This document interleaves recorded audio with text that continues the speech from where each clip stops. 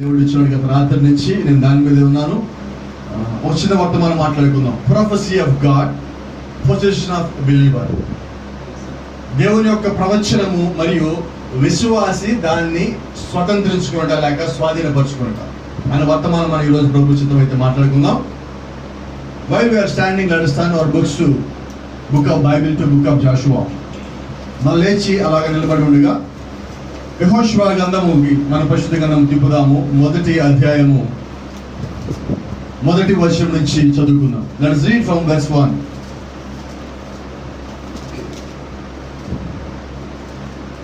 యెహోవా సేవకుడైన మోషే మృతి చెందిన తరువాత యెహోవా నూను కుమారుడును మోషే పరిచారకుడైన యెహోషువకు ఇలాగూ సెలవిచ్చెను.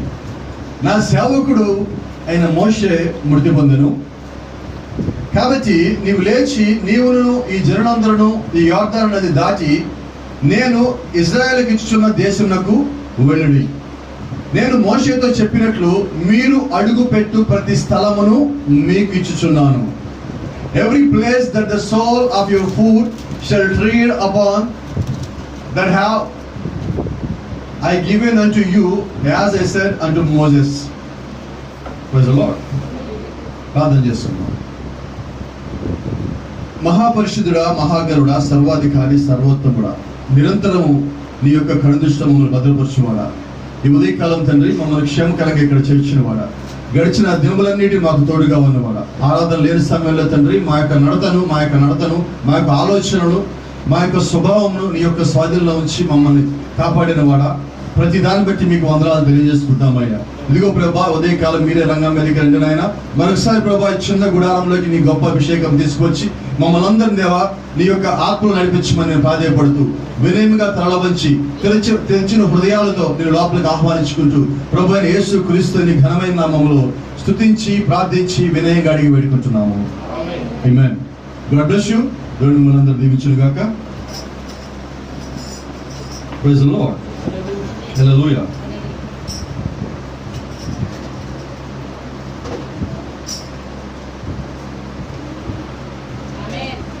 అంటే ఈరోజు ఇప్పుడు మనతో పాటు మరి ఇతర దేశాల్లోంచి కూడా మరి సర్వీస్ చూస్తున్నారు. దుబాయ్ నుంచి, కువైట్ నుంచి, సౌదీ అరేబియా నుంచి, అలాగే మరి మా ఇంట్లో నుంచి కూడా చూస్తున్నారు ఈ సర్వీస్.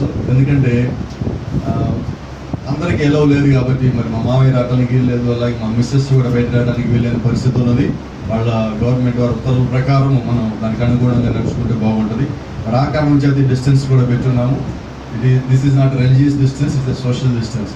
ఓకే, ఇది ఏదో మతపరమైన దూరంగా పెట్టడం కాదు, కులాల పరంగా దూరం పెట్టడం కాదు, కానీ ఇదేమై ఉన్నదంటే కేవలము మనిషికి మధ్యలో ఒక దూరం పెట్టమని గవర్నమెంట్ వాళ్ళు చెప్పిన కారణం చేత ఇలా పెట్టడం జరిగింది.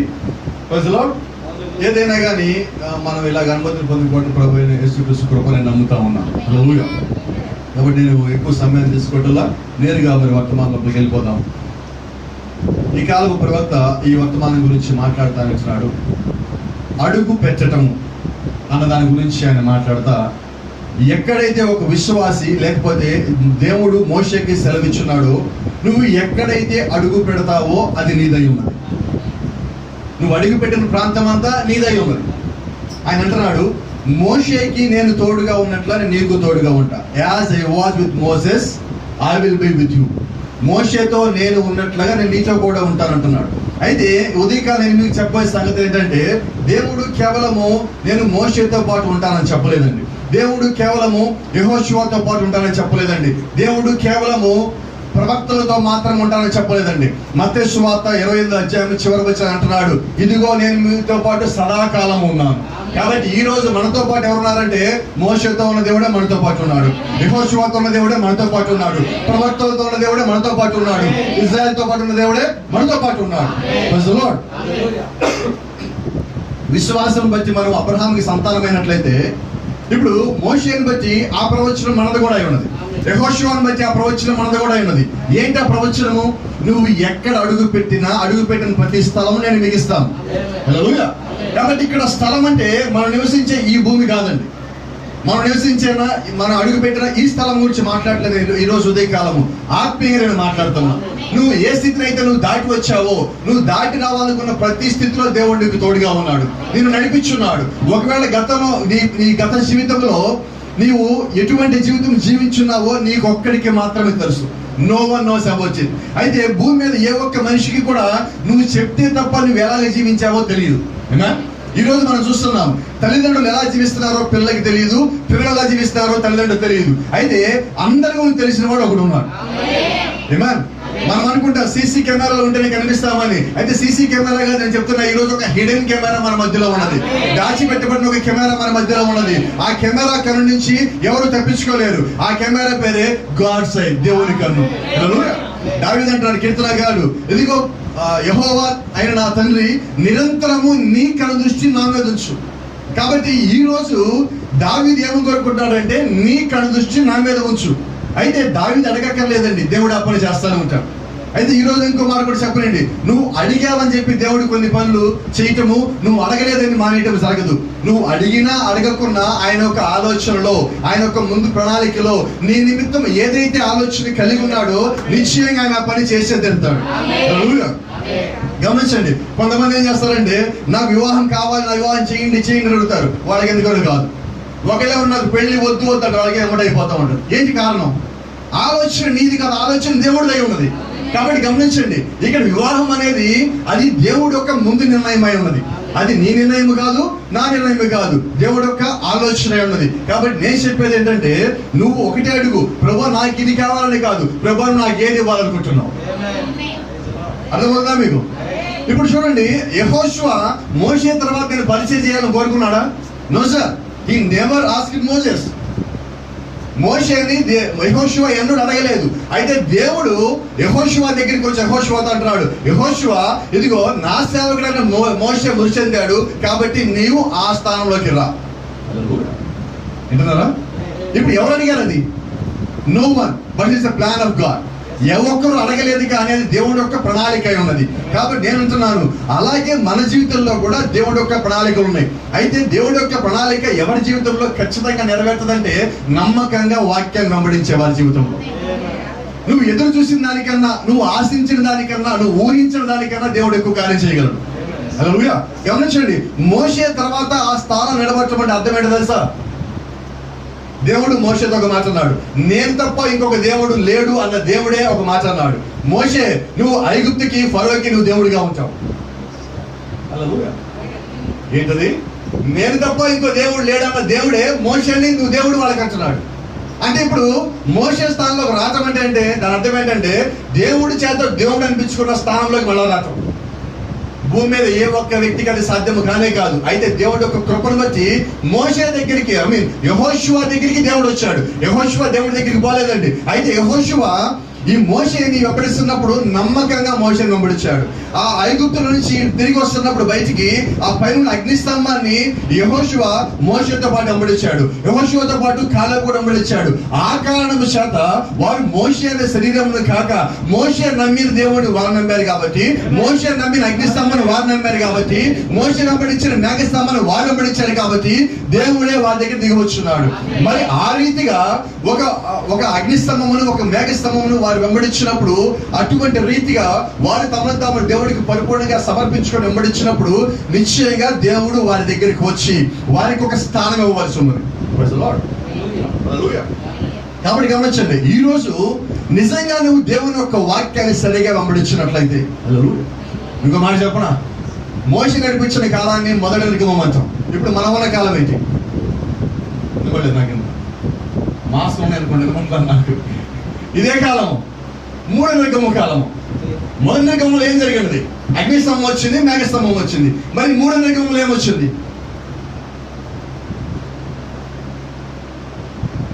If you go and find in first Exodus, you will find pillar of fire, pillar of cloud, and you can find same things in third Exodus too.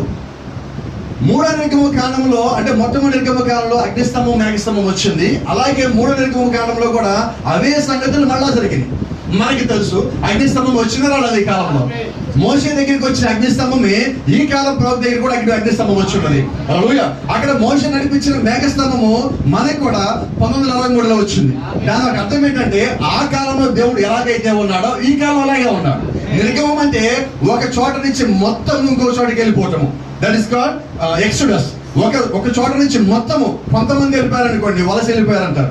ఒకరిద్దరు వెళ్ళిపోయారనుకోండి, ఈ ప్రాంతం నుంచి వెళ్ళిపోయారంటారు. అలాగే కొన్ని లక్షల మంది వెళ్ళిపోతే దాన్ని నిర్గమం అంటాం. అలా ఇప్పుడు ఈ మూల నిర్గమంలో కొన్ని వేల మంది, లక్షల మంది, కోట్ల మంది భూమిని విడిచిపెట్టి వెళ్ళిపోతారు. కాబట్టి ఇదేంటి, ఆ నిర్గమం కన్నా ఇది ఇంకా గొప్ప నిర్గమం అయింది. It is a great exodus. కాబట్టి ఆ గొప్ప నిర్గమంలో ఉన్న వారిని నడిపించే బాధ్యతను దేవుడు ఎవరికి ఇస్తారంటే వారికన్నా గొప్ప వారికే ఇవ్వాలి. అంతేకాదండి, వారందరికన్నా కానీ ఎక్కువగా లోబడే వారికి దేవుడు ఆ స్థానం ఇవ్వాలి. నడిపించే స్థానం ఇవ్వటం అంటే దాని అర్థం ఏంటంటే దేవుడికి లోబడే వాడికే దేవుడు ఆ స్థానం ఇస్తాడు. హల్లెలూయా.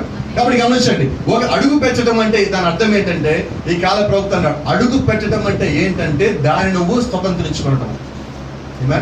ఐగుప్తులో ఉన్నప్పుడు దేవుడు ఏమని చెప్పాడంటే, ఇదిగో నేను మీకు కనానుని ఇచ్చాను. ఏంటది? కనానుని ఇచ్చింది. అదేదో అక్కడ ఉన్నది.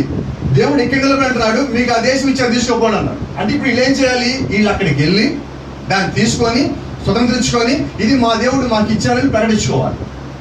అప్పటి వరకు వీళ్ళంతా ఏం చేయాలంటే పోరాటం చేయాలి. హల్లెలూయా. గమనించండి, దేవుడు ముందుగా అది మీకు ఇచ్చాను అంటే ఏం చేశారు? ఆయన ప్రవచించాడు. విశ్వాసగా వీళ్ళు ఏం చేయాలంటే వీళ్ళు వెళ్ళి దాన్ని స్వతంత్రించుకోవాలి. ఈరోజు మన పద్ధతి. యెహోషువ ఏం చేశాడు? దేవుడిని నమ్మాడు, ఆ ప్రవచనం నమ్మాడు, ఈయన అక్కడికి వెళ్ళాలి. అయితే ఒక స్థలం వచ్చింది. ఆ కణానికన్నా వీళ్ళు బయట నిలబడ్డారు. నిలబడినప్పుడు 12 మందిని పోగు చేశారు. వీళ్ళు అయ్యా కనాను లోపలికి వెళ్ళి అసలు ఆ దేశం ఎలా ఉన్నది, దేవుడు మనకి చెప్పినట్టుగానే ఉన్నదా, దేవుడికి మనకి వాగ్దానం చేసే స్థలం అదేనా కాదా, మీరు వెళ్ళి ఎంక్వైరీ చేసి రాపోండి, మీరు వెళ్ళి చెక్ చేసి రాపోండి. అలాగే మీరు వెళ్ళి చెక్ చేశారంటానికి రుజువులు కూడా మాకు కావాలి. ఆ రుజువులు కూడా మీకు తీసుకురండి. వీళ్ళందరూ అక్కడికి వెళ్ళారు. ఎవరు వెళ్ళారంటే ఒక్కొక్క గోత్రం నుంచి ఒక్కొక్కటి వెళ్ళారు. ఎన్ని గోత్రాలు ఉన్నాయి? మొత్తం 12 గోత్రములు. There are 12 tribes.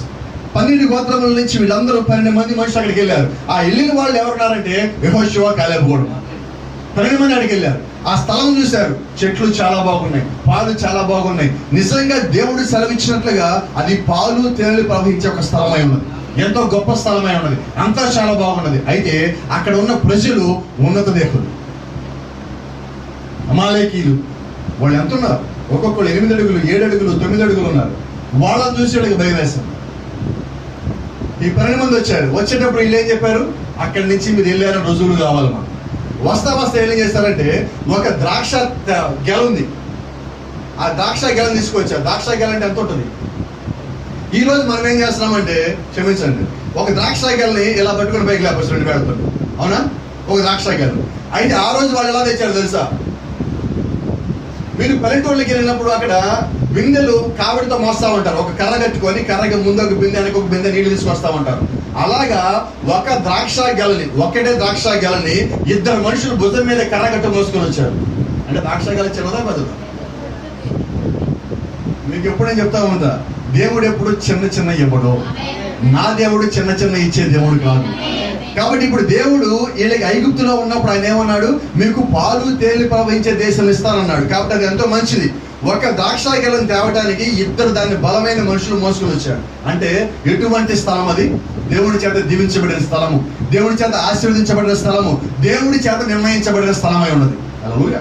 వీళ్ళు అక్కడికి వెళ్ళి దాన్ని తీసుకొచ్చి వాళ్ళ ముందు పెట్టినప్పుడు ఆ ద్రాక్ష గెల అది ఎంత ఉంటుందంటే ఒక్కొక్కటి ఒక క్రికెట్ బాల్ సైజ్ అంత ఉంది. యాపిల్ కాకల్లా కానీ పెద్దది ఉన్నది ఒక్కొక్క ద్రాక్ష. అంత పెద్ద ద్రాక్ష. వాళ్ళందరూ దాన్ని తిన్నారు. ఇది నిజమే కదా, దేవుడు చెప్పింది చాలా బాగున్నది ఇది అన్నారు. అయితే ఆ దేశానికి వెళ్దామని స్వతంత్రించుకున్నాం పదని అనగానే ఒక్కొక్కళ్ళు ఏడవడం బిగించేశారు, సనగడం బిగించేశారు, గుణవడం బిగించేశారు. మనం అక్కడికి పోలేము, వాళ్ళు మనకన్నా పెద్దోళ్ళు, వాళ్ళు మనకన్నా ఉన్నత దేహులు, వాళ్ళు బలమైన వారు, మన దగ్గర ఆయుధాలు లేవు, మన దగ్గర డాలుగోళ్ళు లేవు, మనం మట్టి పిసుకుంటే ఇక్కడికి వచ్చిన వాళ్ళేమో యుద్ధంలో ఆరితేరిన వారు, యుద్ధ నైపుణ్యం కలిగిన వారు, వారి దగ్గర అనేక నూతన ఆయుధాలు ఉన్నాయి, మనం వారిని జయించలేము అని చెప్పి 10 మంది ఏడవడం బిగించేశారు. కరెక్ట్గా మాట్లాడితే కనాన్ అంటే ఈ రోజు మనం మాట్లాడుతున్న భాషని చెప్తున్నాను. కనాన్ అంటే అది వాగ్దాన ప్రదేశం. అలాగే ఈ రోజు మనకు ఒక వాగ్దానం ఉంది, ఎత్తపడతామని. ఎత్తబడతాము అని వీళ్ళు ఎక్కడ ఉన్నారంటే ఈ కణానికి బార్డర్లో ఉన్నారు. ఇటు పక్కన వీళ్ళు, అటు పక్కన కణాలు ఈ బార్డర్లో ఉన్నారు. అంటే మన భాషలో ఎత్తబాటికి వాళ్ళు బార్డర్లో ఉన్నారు. బార్డర్లో వాళ్ళు ఏం చేస్తారంటే కణానికి వెళ్ళటం అంటే ఎత్తబడటానికి వాళ్ళు భయపడుతున్నారు. అటు పక్క వీళ్ళు ఎత్తబడతారు, ఇప్పుడు వీళ్ళు ఏం చేస్తారు అటు పక్కకు పోవటానికి వీళ్ళు భయపడుతున్నారు. దాని అర్థం ఏంటంటే సంఘములో ఉన్నప్పటికీ, విశ్వాస అయినప్పటికీ, వర్తమానం కలిగి ఉన్నప్పటికీ, ప్రవక్త వర్తమానం కిందే ఉన్నప్పటికీ కూడా ఈ భయం అనేది మనలోంచి పోటల్లా, ప్రాణ భయం అనేది మనలోంచి పోటల్లా. ఒక సమస్య వచ్చినప్పుడు ఆ భయం అనేది మనలోంచి పోటల్లా. ఎప్పుడు మీలోంచి ఆ భయం పోతుందంటే మనల్ని చూడొద్దు, సమస్యను చూడొద్దు, మనం సృష్టించిన దేవుడిని మనం చూద్దాం, సమస్యను జయించే దేవుడిని మనం చూద్దాం. మనలో ఉన్నవాడు గొప్పవాడే ఉన్నాడు. ఈ సమస్యగా నేను గొప్పవాడు, గొల్లియాతు సైజు కన్నా కానీ దేవుడు గొప్పవాడై ఉన్నాడు. ఎందుకంటే ఆయన భూమి ఆకాశం సృష్టించిన దేవుడై ఉన్నాడు. అటువంటి మహోన్నతుడైన దేవుడు నీతో పాటు ఉండగా నీకు భయం ఎందుకు? దేవుడు పక్షాలు ఉండగా ఓడిపోయిన వాడు ఎవడన్నా ఒక్కడున్నాడు? Will show me one? ఒక్కడున్నాడు ఎవడన్నా? No sir. మరి ఏ ఒక్కడు దేవుడు తన పక్షాన ఉండగా ఓడిపోయిన వాడు లేనప్పుడు మనకెందుకు భయం? దేవుడు చిత్తంలో నీవు ఉన్నప్పుడు నిన్ను ఓడించేవాడు ఎవడు లేడు. కాబట్టి ఈరోజు నేను మీకు చెప్పేది ఏంటంటే ఆ కణాలను కూడా ఆయన ఏమన్నాడంటే నువ్వు అడుగు పెడితే అది నీదే, నువ్వు అడుగు పెట్టాలి. చూడండి దేవుడు ఎంత మాట్లాడాడు, నువ్వు అడుగు పెట్టు ప్రతి స్థలము నీది. ఈ సమస్య నా వల్ల కాదు, నేను పోలేను అంటే నువ్వు అక్కడ అడుగు పెట్టలేము.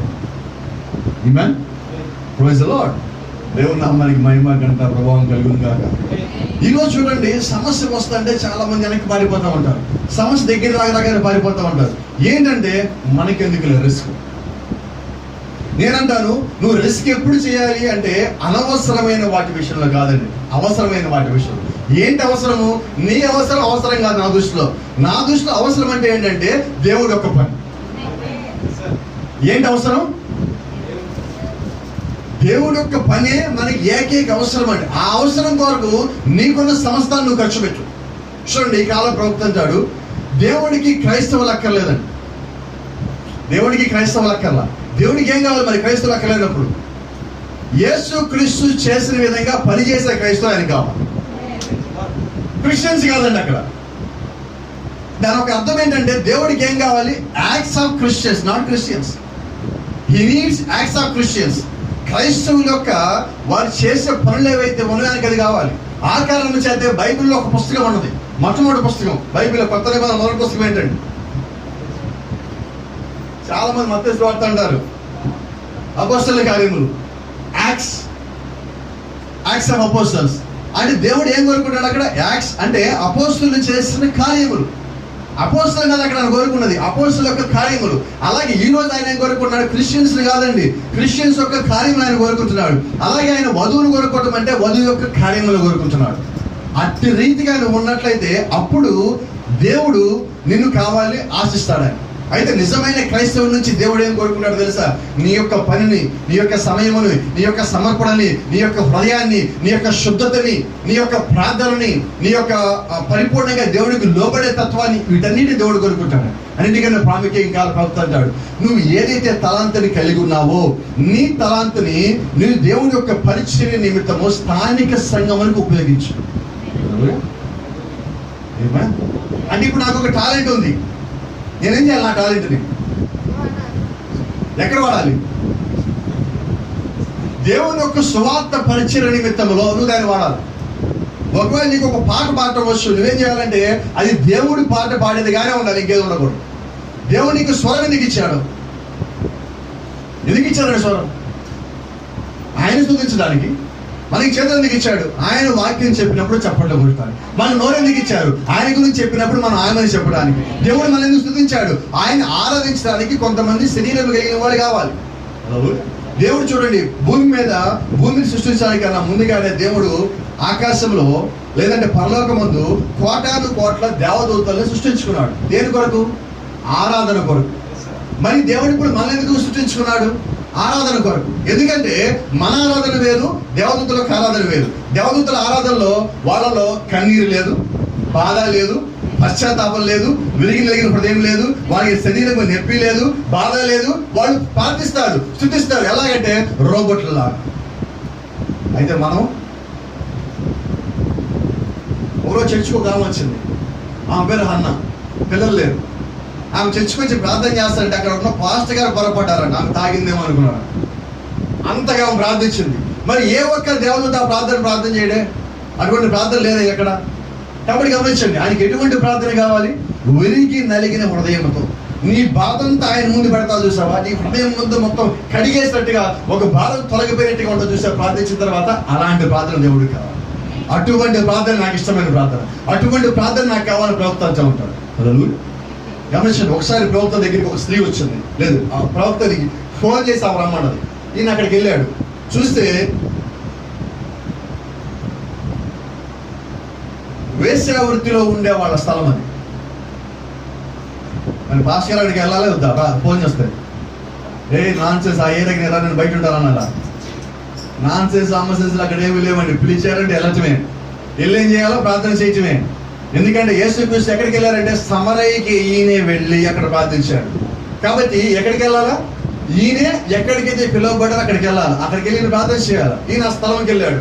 ఆమె కిందకు వచ్చింది. చూస్తే ఆమె చాలా అందగత్త, లిప్స్టిక్ వేసుకున్నది, ఇంత నిబడిగా జోకాలు పెట్టుకున్నది, చక్కగా జుట్టు అంతా హెయిర్ అంతా కట్ చేసుకున్నది, హై హీల్స్ వేసుకొని వచ్చినది, టిప్ టాప్ మొత్తం రెడీ అయి ఉన్నది. అవునంది, నువ్వే కదా మిస్టర్ బెల్నామ్? అవునమ్మా నేనే. ఆ మిస్టర్ బెల్నామ్ అనొచ్చు, ఈయన మాత్రం వినే ఉండాలి, ఎందుకంటే నేను సేవకుడై ఉన్నాడు. ఈరోజు విశ్వాసం ఎలా మాట్లాడి ఏం చేయాలి? సేవకుడు నిజమైన సేవకుడే తీరుడై ఉంటాడు. కాబట్టి ఏం చేయాలా? వాళ్ళు తిట్టినా కూడా ఒకసారి ఒక ఆమె స్వతः సిస్టర్ అని చెప్పి ఉన్నాను, ఇప్పుడు లేదండి చర్చిలో. వాళ్ళ ఏరియాలో గొడవ అవుతుంది, పక్కన ఇంట్లో నేను ప్రార్థనలో ఉన్నాను. మీకు జ్ఞాపకం ఉన్నాను, కొంతమంది సుందరరావు బ్రదర్ ఉన్నారు. వాళ్ళ ఇంట్లో నేను ప్రార్థనలో ఉంటే ఆ పక్క ఇంట్లో సిస్టర్ ఉంటుంది. గొడవ జరుగుతుంది. మామూలుగా ఏంటంటే ఆ స్వర్ణ సిస్టర్ నోరుగా ఓపెన్ చేసిన లైన్లు ఎవరు అమ్మ నిలబడరు. అయితే ఇక్కడ వాళ్ళ భాషగా నేను అక్కడ ఉన్నాను. కాబట్టి ఆమె ఏం చేసింది? కాము ఉంటుంది. వాళ్ళు ఎన్ని తిట్టినా కానీ కాము ఉంటుంది. ఇక ఆమె ఓపిక బట్టలేక నా దగ్గరికి వచ్చింది. పాస్టర్ గారు మీరు ఇంటికి వెళ్ళండి, ప్రార్థన చేస్తారమ్మా, ఇంకా మాట్లాడాల్సిందంటే లేదు పాస్టర్ గారు మీరు ముందు అర్జెంట్గా ఇంటికి వెళ్ళండి. ఎందుకని? మీరు వెళ్తే వాళ్ళ సంగతి నేను చూస్తా పాస్టర్ గారు అంటే. ఇప్పుడు ఇది పాస్టర్ గారు నాకు ఇచ్చిన గౌరవం అంటే స్వభావం ఏం మారట్లేదండి అంటున్నాను. ఇప్పుడు అక్కడ స్త్రీని చూద్దాం. ఇప్పుడు ఆమె ఎలా ఉందంటే ఆ స్థలంకి పిలిచినప్పుడు ఆమె అక్కడికి వెళ్ళినది. ఇప్పుడు పాస్టర్ గారు బ్రహ్మ అక్కడ నిలబడి ఉన్నాడు. ఆమె ప్రార్థన చేయమన్నది. ఆమె గురించి చెప్పమన్నాడు ఆయన. అమ్మ అసలు ఎందుకు ప్రార్థన చేయమని సమస్య ఏంటో చెప్పంటే ఆమె చెప్పడం బిగిన్ చేసింది. అయ్యా నా జీవితము 8వ క్లాస్ 9వ క్లాస్ నుంచి నా జీవితం ప్రారంభించబడింది. ఒకడు నాకు 9వ క్లాస్లో సిగరెట్ అలవాటు చేశాడు, 10వ క్లాస్లో మందు తాగడం అలవాటు చేశాడు, intermediate first year second year drugs అలవాటు చేశాడు. లాస్ట్కి నేను వాళ్ళతో అలాగొట్ట ఈ రోజు ఇక్కడ వ్యభిచార స్థానంలోకి వచ్చి కూరుకుపోయాను. అయితే నేను చాలాసార్లు క్రిస్టియన్గా మారిపోయాను. జాగ్రత్త కింద చాలాసార్లు క్రిస్టియన్గా మారిపోయి ఉన్నా. మారిపోయినప్పుడు ఏం జరిగినదంటే ఎవరో ఒక భాషగాడు వచ్చేవాళ్ళు, నాకు ప్రార్థన చేసేవాళ్ళు. నేను తర్వాత ఈ వృత్తిని మానేసేదాన్ని, మళ్ళీ వెనక్కి వెళ్ళిపోయేదాన్ని. నేను బాగా ఉండేదాన్ని. మళ్ళీ ఒక సంవత్సరం 2 సంవత్సరాలు కాగానే మళ్ళీ ఇదే వృత్తిలోకి ఇలా వచ్చేస్తాను. నాకు తెలియకుండా జరిగిపోతుంది. మళ్ళీ ఇక్కడికి వచ్చాక ఇలా జరుగుతుంది. ఇది 3వసారి ఇలాగ రావటము. కాబట్టి ఈసారి నాకు మీతో ప్రార్థన చేయించుకోవాలనిపించింది. మీతో ప్రార్థన చేయించుకుంటే చాలా మంది దీని నుంచి బయటకు వచ్చారని, స్వస్థతలు కలిగినాయని, దేవుడు గొప్ప కార్యాలు చేశారని నేను విని ఉన్నా. కాబట్టి నేను మిమ్మల్ని అడుగుతున్నాను, నాకు ప్రార్థన చేయమని. అని ఏం చేస్తుందంటే ఆమె మోకాళ్ళ మీద కూర్చొని ప్రార్థన చేస్తుంది. ఇటువంటి ప్రార్థన చేస్తుంటే కన్నీరు గారుస్తామంటే ఆ మొఖానికి ఉన్న మేకప్ మొత్తం పోయింది, మొఖానికి ఉన్న లిప్స్టిక్ మొత్తం పోయింది, జుట్టు తలాల రేగిపోయింది. ప్రార్థన చేసిన ఒక అరగంట తర్వాత ఆ పైకి లేచి కళ్ళు దూచుకొని పాస్టర్ గారు మారిపోయినాక మీరు ఇంటికి వెళ్ళినాను. నేను చెప్తున్నాను మీకు, ఎంత ఏడిస్తే మీరు అంత మారినప్పుడు వచ్చే ఏడుపు. నిజంగా నువ్వు మారితే నువ్వు ఏడుస్తావు. అయితే నువ్వు ఏడ్చినప్పుడల్లా నువ్వు మారవు. ఒక సామెత తెలుసా మీకు? ఏడ్చే మగవాడిని వినబడలేదు నాకు ఎందుకని నమ్మకూడదు అంటే. ఎందుకని? ఒకసారి ఎవడు ఏడుస్తాడని వాడు మార్చున్నావా, వాడు పొద్దుగులు ఏడుస్తూనే ఉంటాడు, నిన్న ఏడిపిస్తూనే ఉంటాడు. వాడికి అది అలవాటు. ఎందుకంటే వాడు మారడు. తప్పు చేసామని తెలిసిన తర్వాత ఒక ఆమెను పిచ్చాడు కాబట్టి ఆమె నవ్విందంటే ఇంకా ఆమె మారదండి. ఎందుకు దాని అర్థము? నీకు తెలిసిపోయిందని నవ్వింది, అర్థమవుతుందా? కాబట్టి ఇక్కడేంటి, ఏడిస్తే నన్ను క్షమిస్తే కదా చెప్పి వీడు ఏడిచాడు. వాళ్ళిద్దరు కానీ కలిసి భార్యాభర్తలు అయితే వాళ్ళ జీవితాన్ని ఎవరు మార్చలేదు. ఎందుకంటే ఇవేమని అవుతుంది, వాడేమో ఏడుస్తాడు. ఇంక వాళ్ళు ఎవరు మార్చేవాళ్ళు ఉన్నారు? వింటున్నారా? అయితే ఇక్కడ ఈమె ఏడ్చినప్పుడు ప్రవక్త అన్నాడు, నీవు నేనైతే అమ్మాయి మారిపోయింది కదా, ఇంత గొప్ప కన్నీరు కార్చింది, ముఖం అంతా అసలు మారిపోయింది, ఎర్రగా కందిపోయినట్టుగా అయింది, ఈమె మారిపోయింది అనుకుంటారు. అయితే ఆయన ప్రవక్త, ఆయన ముందు ఈ డ్రామాలను నడవండి. ఆయన ఏమన్నాడంటే, ఇక చాలే కదా ఇప్పుడు ప్రార్థన చేద్దాం. అదేంటి, అరగంట ప్రార్థన చేసింది, కన్నీరు కార్చింది, ఒక రకంగా కింద కూడా ఎటు కూడా ఇటుపక్క దొరలేనిది, ఆయన ఈయన అంటున్నాడు ఇప్పుడు ప్రార్థన చేద్దాంలే.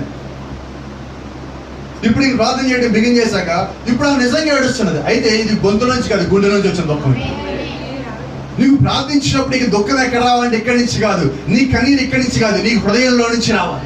నీ హృదయం ఒక్క కన్నీటి బొట్టు కాల్చిన ఒక రోజు ప్రార్థనలో ఆ రోజు నువ్వు మారినట్టు, ఆ రోజు నీకు గుర్తుంటుంది. నువ్వు ప్రతిసారి ప్రార్థనలో కన్నీరు కాల్చినప్పుడు నీకు జ్ఞాపకం ఉండదు, కానీ నీకు ఒకే ఒక రోజు గుర్తుంటుంది, అది నువ్వు మారిన రోజు నీకు గుర్తుంటుంది. అటువంటి జీవితము, అటువంటి ప్రార్థన ఈ రోజు మనకి కావాలి.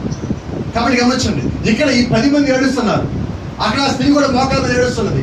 ఆమె ఏంటి, నిజంగా మారాలో లేదో ఆమెకు తెలియదు. అయితే ఈ 10 మందికి అటుపక్కకి ఎత్తపడతామని తెలిసినా కూడా వీళ్ళు భయపడుతున్నారు, ఏడుస్తున్నారు. వీళ్ళు ఏంటి దేని కొరకంటే వీళ్ళు పోకుండా ఉండటమే కాదండి, మిగిలిన వాళ్ళు పానేకుండా ఉండటం.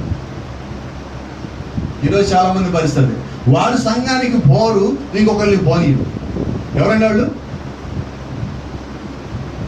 గడ్డివాము దగ్గర ఒక జంతువు ఉంటుంది, దాని పేరు తెలుసా మీకు? వినబడన్నారు, దాన్ని కుక్క అంటారు తెలుగులో, ఇంగ్లీష్లో డాగ్ అంటారు. అది గడ్డి తినదు, ఎవరిని గడ్డి తీసుకుపోదు. ఆవుని గడ్డి తినదు, ఇది గడ్డి తినవు. దీనికి ఉపయోగం లేదు, ఉపయోగపడే వాళ్ళకి ఇది ఉపయోగపడదు. కాబట్టి ఈరోజు సంఘానికి వెళ్ళే వాళ్ళని ఆపేవాళ్ళు ఎవరైనా అడుగు వాళ్ళే, దేవుళ్ళలోకి వచ్చే వాళ్ళని ఆపేవాళ్ళు అడుగు వాళ్ళే, నీ క్రమాన్ని చెడగొట్టే వాళ్ళని అడుగు వాళ్ళే. వాళ్ళందరూ ఎవరంటే ఒక రకమైన అపవాది శక్తి చేత నడిపించబడుతున్న వాళ్ళు. వారికి ఒక ఉద్దేశం ఉన్నది, వారికి ఒక పని ఉన్నది, వారికి ఒక పరిచయం ఉన్నది, వారికి ఒక ఉద్యోగం ఉన్నది. ఏంటది? దేవుడు యొక్క సేవని చెడగొట్టడం. అయితే నిజంగా దేవుడు నీ పక్షాన ఉన్నప్పుడు నువ్వు చేసే పని దేవుడి పని అయితే దాన్ని ఎవడు ఆపలేడు. మేము ఒక బాప్టిజం ఇవ్వాల్సి వచ్చింది, శుక్రవారం, గురువారం, బుధవారం, శుక్రవారం, గురువారం, నాకు గుర్తున్నంత గురువారం అంటే వేరే ప్రాంతంలో రావాల్సి ఉన్నది, నటు పనులు వచ్చున్నాను. నాకు రాకుండా ఎలాంటి ఒత్తిడి అంటే బాప్టిజము, అక్కడికి వెళ్ళేంత వరకు కూడా బాప్టిజం వద్దు లేదో తెలియదు, బాప్టిజం ఇస్తామో లేదో తెలియదు. బాప్టిజం తీసుకున్నాము రెడీ, ఇచ్చేవాళ్ళు నేను రెడీ, మధ్యలో తీసుకొచ్చేవాళ్ళు రెడీ. అయితే ఎవరికి అసలు సంబంధం లేని వ్యక్తులకు బాప్టిజం తీసుకోవడానికి వీలేదని కూర్చున్నారు.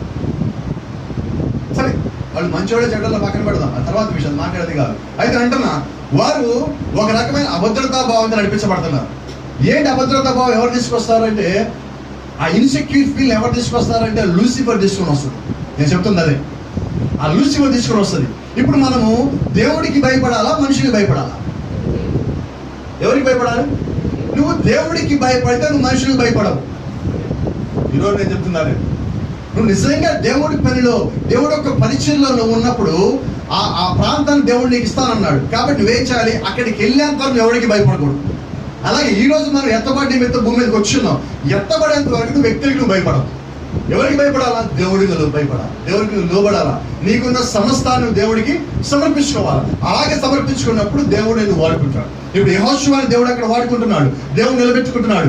దేవుడే యెహోషువ దగ్గరికి వచ్చి మాట్లాడతాడు, యెహోషువ నువ్వు ఎక్కడ అడుగు పెట్టావో ఆ ప్రాంతం నీకు ఇస్తా. ఎందుకంటే ఇదే రీతిగా నేను మోషేకి ఇచ్చున్నా, గతంలో ఏం చేశానో నీకు అదే చేస్తా. ఇప్పుడు ఏం చెప్తా చూడండి, మోషేతో దేవుడు ఏం చేశాడో, యెహోషువతో ఏం చేశాడో, ఈ దినము దేవుడు మళ్ళా నీతో నాతో అదే చేయబోతా ఉన్నాడు. ఆయన అదే చేసి కూడా ఉన్నాడు కొన్ని కార్యము. కాబట్టి గమనించండి, నువ్వు అడుగు పెట్టే ప్రతి స్థలము దేవుడు నీకు ఇస్తానంటున్నాడు. హల్లెలూయా. చూడండి, ఈ కాల ప్రవక్త వర్తమానంలో ఆయన మాట్లాడుతాడు, నేను మోషేకి తోడై ఉండినట్లు నీకు తోడై ఉండును అని వర్తమానం అంటున్నాడు.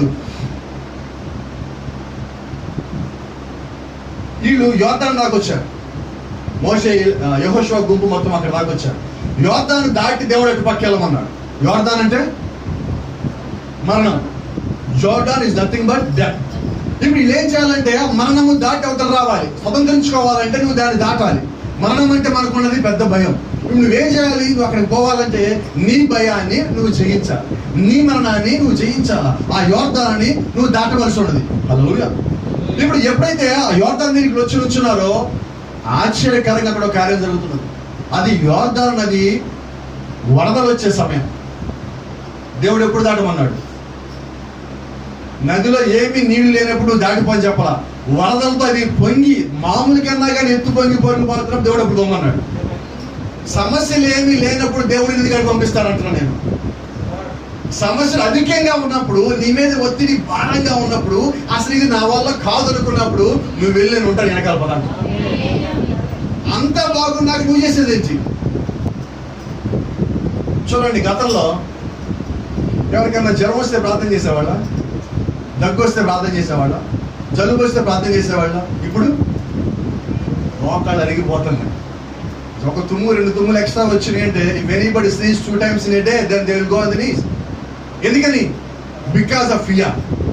భయము చేత 2 తుమ్ములు తుమ్మారంటే మోకాలు అరిగిపోతుంది ఈరోజు ప్రార్థనలో. ఏంటి కారణం? భయం. అయితే నేనంట, దేవుడు నీ పక్షాన ఉంటే చూడండి, అది వచ్చేదైతే వచ్చేది, రానిదైతే రాదు.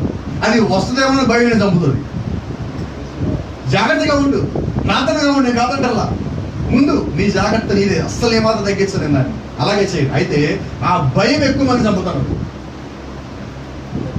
అదేనా సమస్య ఈరోజు? ఒక ఆయన ఎవరు చెప్పారంట, నువ్వు పాము కాడితో చచ్చిపోతావు అని చెప్పాడు. నీకు ఇంటికి వెళ్ళాడు, ఇంటి చుట్టూ మంత్రి నుంచి ఇసుక తెచ్చిపోసాడు. ఇంట్లో పాముకి ఏది వ్యతిరేకమో ఏది పడదో ఇల్లు మొత్తం ఎన్ని పెట్టాడు. ఆయన ఒక పూరిపాకలో ఉంటాడు. ఒకరోజు రాత్రి మంచం చుట్టూ ఒక నీడ తొట్టిలా కట్టించి ఆ తొట్టిలో మంచం పెట్టి పాము నీడలోకి రాదని ఎంత ఎత్తు మంచం వేసుకున్నాడు. మళ్ళీ మంచం చుట్టూ ఏం పెట్టాలో ఏం చేయాలని చేశాడు. ముళ్ళలాంటి అన్ని పెట్టాడు. ఒకవేళ పాము పైకి వచ్చినా కానీ పాము చిరుకుపోయి చచ్చిపోద్దని ఎన్ని చేయాలని మొత్తం చేశాడు.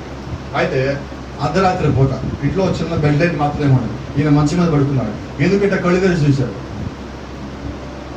ఆ పైన ఇలా కట్టిన తాడేదో ఊడి కిందకి ఇలా పడున్నాడు. ఆ తాడు కరెక్ట్గానే మొక్క మీదకి వచ్చేలా ఉన్నది. కళ్ళు ఇలా తెరిచి చూశాడు. ఈ పక్కన బెడ్ లైట్ వెలుగులో ఈ తాడు గోడ మీద పెద్ద పాములాగా అనిపించింది. చచ్చిపోయాడు. ఎందుకు చచ్చిపోయాడు? ఇప్పుడు ఆయన పాము గెలిచా ఎందుకు చచ్చిపోయాడు? ఈరోజు అదే సమస్య. భయము మనిషిని చంపుతుంది. నేను అదే మీకు ఈరోజు చెప్పబోదు దాని గురించి. నీకున్న 5 పెద్ద భయాల్లో మొట్టమొదటి భయం పేరు భయం. ఏంటది? నేను అక్కడికి వెళ్ళను భయం. కొంతమందికి చీకట్లోకి వెళ్ళమంటే గట్టిగా పాటలు పాడుకుంటూ పోతారు. ఎందుకని? నాకేం భయం లేదంటారు. మళ్ళీ ఇప్పుడు ఈరోజు నేను భయపడతానని చెప్పేవాడు ఉన్నారు ఎవరన్నా? ఇక్కడ నేను చెప్తా ఉన్నాడు ధైర్యంగా మాట చెప్తే ఇక్కడ ఉన్న సగం మంది భయపడతారు. ఒక్కొక్క దానికి, అందరూ ఒక్కదానికి భయపడరు. ఒకరికి మిడ్ నైట్ లేచి మంచినీళ్ళు తాగాలి, కిచెన్లోకి వెళ్ళాలంటే అదేంటో తెలియదు. కాళ్ళు కొద్ది కిచెన్లోకి వెళ్ళాలి. పగలు నిసారనే వెళ్తారు కిచెన్ లోపలికి. రాత్రి వెళ్ళమంటే మాత్రం ప్రత్యేకించి 12 గంటలు దాటిన తర్వాత కరెంట్ పోయా కిచెన్లో బొమ్మడి పోతారా? మన ఇంట్లో కిచెన్ అది. ఎందుకని? చూడండి, మీరు నానే కాదు, లోకతో కొడుకున్నాడు. పెద్ద కొడుకు పేరు బిల్లీపాల్. బిల్లీపాల్ సుమారుగా 4 ఏళ్ళ వయసు ఉంటుంది. 4 ఏళ్ళ వయసు ఉన్నప్పుడు బిల్లీపాల్ నాకు కారణం. ఒకరోజు ప్రవక్త కోటికెళ్ళి ఆయన అలిసిపోయి వచ్చి పడుకున్నాడు. పడుకున్నప్పుడు బిల్లీపాల్ వాళ్ళ మదర్ని లేపాడు. లేపి, అమ్మ నాకు నీళ్లు కావాలి, నీళ్లు ఇవి నాకు కిచెన్లో ఉన్నాయి, తెచ్చుకోపోన్నాడు. నేను కిచెన్లోకి పో, నాకు ఎలాంటి భయం అన్నాడు. అయితే గమనించండి, ఆ భయాన్ని కూడా దేవుడు అవసరంతో వాడుకుంటాడు. ఇప్పుడు నేను చెప్తా చూడండి, బిల్లీపాల్కి భయాన్ని దేవుడు ఎందుకు కలగజేస్తారంటే దేవుడు ప్రాఫిట్గా తెలియజేయబోతున్నాడు. జాగ్రత్తగా. ఆ బిల్లీపాల్కి నీళ్ళు ఇవ్వటం కోసం ఈమెం చేస్తుంటే వెళ్ళి మీ నాన్న అడుగుపోను. ఆయన కుడికి నుంచి చలిసిపోయి పడుకున్నాడు. ఆయన ఏమన్నాడంటే బిల్లీపాల్ నాన్న లేపాడు, నాన్న నాకు మంచిళ్ళు కావాలి, కిచెన్లోకి వెళ్దాం పదా. సరే వెళ్దాం పదా అన్నాడు. ఆయన నిద్రమత్తుతో కళ్ళన్నీ ఎర్రగా నిద్రమత్తుతో కుడికి వెళ్ళి అలిసిపోయి పడుకున్నాడు. ఆయన పదా అని చెప్పి కుడిచే పెట్టుకున్నట్టు కుడుచుకుంటే ఆ పిల్లవాడిని తీసుకుపోతుంటే ఇక్కడ చూడండి, ఇప్పుడు మన చర్చ్ లాగా అయితే కార్పెట్ వేసామో, మరి ఆ ఫారెన్లో వాళ్ళ ఇంట్లో కింద మంచు తేమ ఎక్కువ ఉంటుంది. అందుకని ప్రతి ఇంట్లో ఏం చేస్తారంటే కింద పట్ట వేసుకుంటారు. ఆ పట్ట అరంగుళం మందం ఉన్నాం. అయితే ఆ రోజు ఉదయం వాళ్ళ ఇంట్లో ఆ పట్ట మొత్తం వేస్తా సగం వయసు ఆపేశారు. ఆ మ్యాట్ సగం వయసు. ఈయన నడుచుకుంటూ వెళ్తున్నప్పుడు నిద్ర మొత్తం వెళ్ళటం వల్ల ఈయన పెద్దోడు కాబట్టి అడుగు కొంచెం హైట్ లేస్తుంది. మరి బిల్లీపాల్ చిన్నోడు కాబట్టి బిల్లీపాల్ కాలు ఎత్తు లేవక ఆ పట్ట తగిలి పడిపోయాడు. ఎమ్మటి ఈయన పట్టుకున్నాడు. ఒక్కసారి నిద్ర మొత్తం వదిలిపోయాడు. ఈయన నుంచి తర్వాత ప్రసంగం చేశాడు. ఆ ఒక్క సంఘటన బట్టి ఏంటి ఆ ప్రసంగం అంటే, నా కొడుకు బిల్లిపాలు పడిపోక ముందు బిల్లిపాలు చేయి నా చేతిలో పెట్టాడు, కాబట్టి నేను బిల్లిపాలు పడిపోకుండా పట్టుకున్నా. మరి నేను నా తండ్రి కొడుకుని, నేను పడిపోవడానికన్నా ముందు నా చెయ్యి నా తండ్రి చేతిలో కానీ పెట్టి నేను పడిపోను. అర్థమవుతుందా మీకు? కాబట్టి నువ్వు భయపడటానికన్నా ముందుగానే నీ చేతిని దేవుడి చేతిలో పెట్టు, నువ్వు భయపడాల్సిన అవసరం లేదు. కాబట్టి ఈ 10 మంది ఏం చేశారంటే, వాళ్ళు భయపడతారు దాని అర్థము వారి చేతిని దేవుళ్ళో పెట్టాల, వారి జీవితాన్ని దేవుళ్ళో పెట్టాల. ఆ కారణం చేత వాళ్ళు భయపడుతున్నారు. నిజంగా గమనించండి, నువ్వు దేవుడి యొక్క విశ్వాసం అయి ఉంటే, దేవుడి దగ్గర నువ్వు నమ్మకస్తుమైన వాడు అయినట్లయితే నువ్వేం చేయాలంటే, నీ జీవితాన్ని దేవుడికి సమర్పించేసు, నీ జీవితాన్ని నువ్వు దేవుడికి ఇచ్చేసి, అప్పుడు నువ్వు భయపడాల్సిన పని లేదు.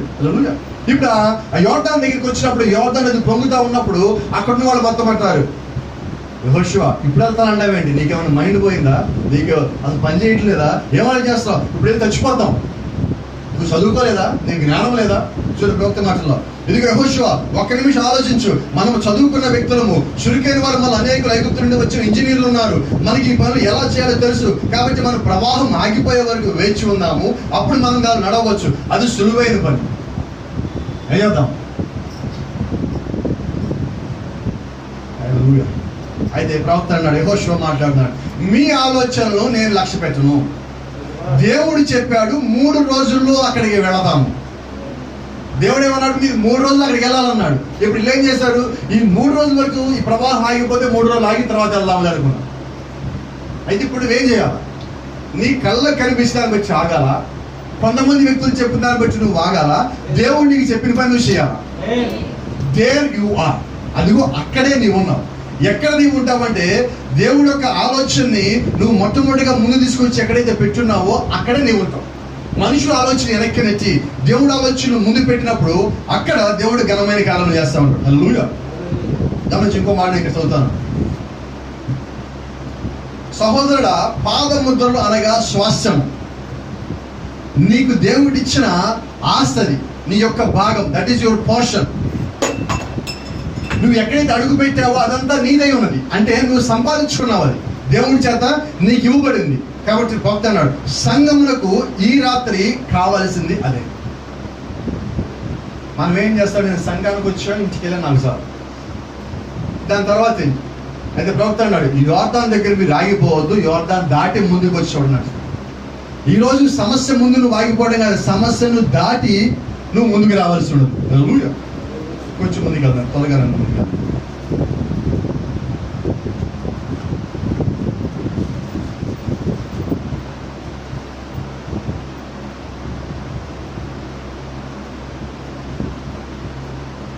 ఒక మాట నేను చదివిస్తున్నా ఇక్కడ. ఇదే యెహోషువ గ్రంథము 10వ అధ్యాయం, same book, Joshua chapters 10 verse 3 and 4. Hebron రాజైన హోహాము వద్దకు, యార్మోతు రాజైన పిరాము వద్దకు, లాకీష్ రాజైన యాఫియా వద్దకు, ఎగ్లోన్ రాజైన దెబీర్ వద్దకు వర్తమానం పంపెను. కాబట్టి అమోరీయులు 5 రాజులను, అనగా యెరూషలేము రాజును, హెబ్రోన్ రాజును, యార్మూతు రాజును, లాకీష్ రాజును, ఎగ్లోన్ రాజును కూడుకొని తామును తమ సేవలన్నీ బయలుదేరి గిబియోను ముందర దిగి గిబియోనుతో యుద్ధము చేసిరి. ఒక దశ దాటింది యెహోషువ, ఇప్పుడు 2వ దశకు వచ్చాడు యెహోషువ. ఈ 2వ దశలో యెహోషువ దగ్గరికి వచ్చేసరికి ఏం జరిగిందంటే, యెహోషువ వేరొక ప్రాంతంలో ఉన్నాడు. ఇటు పక్కన ప్రాంతంలో గిబియోన్ అని చెప్పి ఒక పట్టణం ఉన్నది. ఆ గిబియోన్ మహాపట్టణం. ఆ పట్టణమును స్వాధీనపరచుకోవడం కొరకు ఏం చేస్తారంటే, 5 రాజులు, యెరూషలేము రాజు, యర్మోతు రాజు, లాకీషు రాజు, ఎగ్లోన్ రాజు, ఇంకొక రాజు, ఈ మొత్తం 5 రాజులు కలిసి ఏం చేశారంటే, వీరందరూ కూడుకొని ఆ గిబియోన్ పట్టణం మీద దండెత్తి వారితో యుద్ధం చేశారు. అయితే గిబియోన్ పట్టణం వాళ్ళు ఏం చేశారంటే భయపడ్డారు. వాళ్ళు భయపడి చేసిన పని జాగ్రత్త చూడండి. గిబియోనీయులు మందిరంలో నివసించి అమోరీయులు రాజులందరూ కూడి మా మీదకి దండెత్తి వచ్చినారు కనుక నీ దాసులను చెయ్యి విడవక త్వరగా మా యొద్దకు వచ్చి మాకు సహాయం చేసి మమ్మల్ని రక్షించమని గిల్గాల్లో దిగి ఉన్న పాలెములో ఉన్న యెహోషువకు వర్తమానం పంపగా. ఈ 5 రాజులు యుద్ధం చేస్తారని వీళ్ళు పారిపోలేదండి, భయపడ్డారు. అయితే వీళ్ళు పారిపోకుండా ఏం చేస్తారంటే, ఈ 5 రాజులను ఓడించాలంటే మనకు ఒక్కడే కావాలి. ఆ ఒక్కడేవాడు దేవుడు పక్షాన ఉన్నవాడు మనకు కావాలి. ఆ దేవుడు పక్షాన ఉన్నవాడు మన దగ్గర ఎక్కడ ఉన్నాడు, అది అక్కడ పాలెములో ఉన్నాడు. ఏ పాలెములు? గిల్గాల్ దగ్గర. ఆ గిల్గాల్ దగ్గర ఉన్న వ్యక్తి ఎవరు? యెహోషువ. యెహోషువ అంటే అర్థం ఏంటి? పరిశుద్ధాత్మ. అంటే భయపడిన వాళ్ళు ఎక్కడికి వెళ్ళారు? పరిశుద్ధాత్మ దగ్గరికి వెళ్ళి ఉన్నారు. దేవుని చేత నియమించబడిన సేవకుడి దగ్గరికి పరిశుద్ధాత్మని మారుపేరు కలిగిన ఒక వ్యక్తి దగ్గరికి ఆయన వెళ్ళున్నారు. గమనించండి. ఇప్పుడు వాళ్ళు ఎక్కడికి వచ్చారు? యెహోషువ దగ్గరికి వచ్చాడు. ఇప్పుడు యెహోషువ అన్నాడు, నేను మీకు తోడుగా ఉన్నా పదండి. హల్లెలూయా. వాళ్ళు ఎంతమంది రాజులు? 5. ఇప్పుడు ఇక్కడ యుద్ధం ఎలా జరుగుతుందంటే వాళ్ళు 5, ఈయనేమో ఒక్కడు. అయితే ఈ ఒక్కడితో పాటు దేవుడు ఉన్నాడు. అటుపక్కన 5 ఉండని, 500 మంది ఉండని, 400 మంది ప్రవక్తలు అటుపక్కన ఉండని, ఇటు పక్కన ఏలియా ఒక్కడు ఉన్నాడు. ఇక్కడ అటుపక్కన 5 రాజులు వాళ్ళ సైన్యం ఉంటే ఇటు పక్కన యెహోషువ దేవుడి చేత పిలువబడిన సైన్యం ఉన్నారు. కాబట్టి యుద్ధంలో ఎవరు గెలుస్తారు? ఆలోచన లేదండి. యుద్ధంలో గెలిచేది దేవుడే. ఎందుకని ఇక్కడ దేవుడిని మెన్షన్ చేస్తారంటే యుద్ధం చేసేది యెహోషువ కాదండి, దేవుడే ఉన్నాడు. దావీదేమన్నాడు, యుద్ధం ఎవరిది? యెహోవాది. మరి యెహోషువ ఏమంటాడు, యుద్ధం నాదంటాడా? కాదండి, యెహోవాదే. ఎందుకని యెహోవాదంటే యెహోవా పక్షమున వీళ్ళు ప్రయాణం చేసేవారు, యెహోవా పక్షాన పరిచర్య చేసేవారు. కాబట్టి వీళ్ళు చేసే పరిచర్య వీళ్ళది కాదు కానీ యెహోవాదై ఉన్నది. హల్లెలూయా. దేవుని నామానికి మహిమ ఘనత ప్రభావం కలుగును గాక. గమనించండి, యెహోషువ అంటే అర్థము పరిశుద్ధాత్మ ఉన్నాడు. పరిశుద్ధాత్మకి వ్యతిరేకంగా నిలబడి గెలవగలిగేవాడు ఉన్నారు? ఎవరన్నా గెలవగలరా? ఓ చిన్నవాడు మీకు చెప్తా ఉంటే గతంలో కూడా చెప్పా, మళ్ళీ మీకు జ్ఞాపకం చేస్తాను. దీంతో పోల్చట్లా, మీకు అర్థం కోసం చెప్తాను. మీరు ఒక్కళ్ళే ఉన్నారు, మిడ్ నైట్ మీరు ఇంటికి తిరిగి వస్తున్నారు. రోడ్డు మీద ఒక 4-5 పిచ్చి కుక్కలు ఉన్నాయి. అది మనుషులు కనిపిస్తే అరుస్తాయి, ఇంకా వీలైతే కరుస్తాయి. మీరు నిదానంగా నడుస్తున్నారు. చూడండి, అప్పుడు కుక్క మనకు కనిపించే వరకు మన నడక ఒకలాగుంటుంది. అర్ధరాత్రి పొద్దు కుక్క కనిపించిన తర్వాత మన నడక ఇంకొకలాగా. ఏంటి తేడా?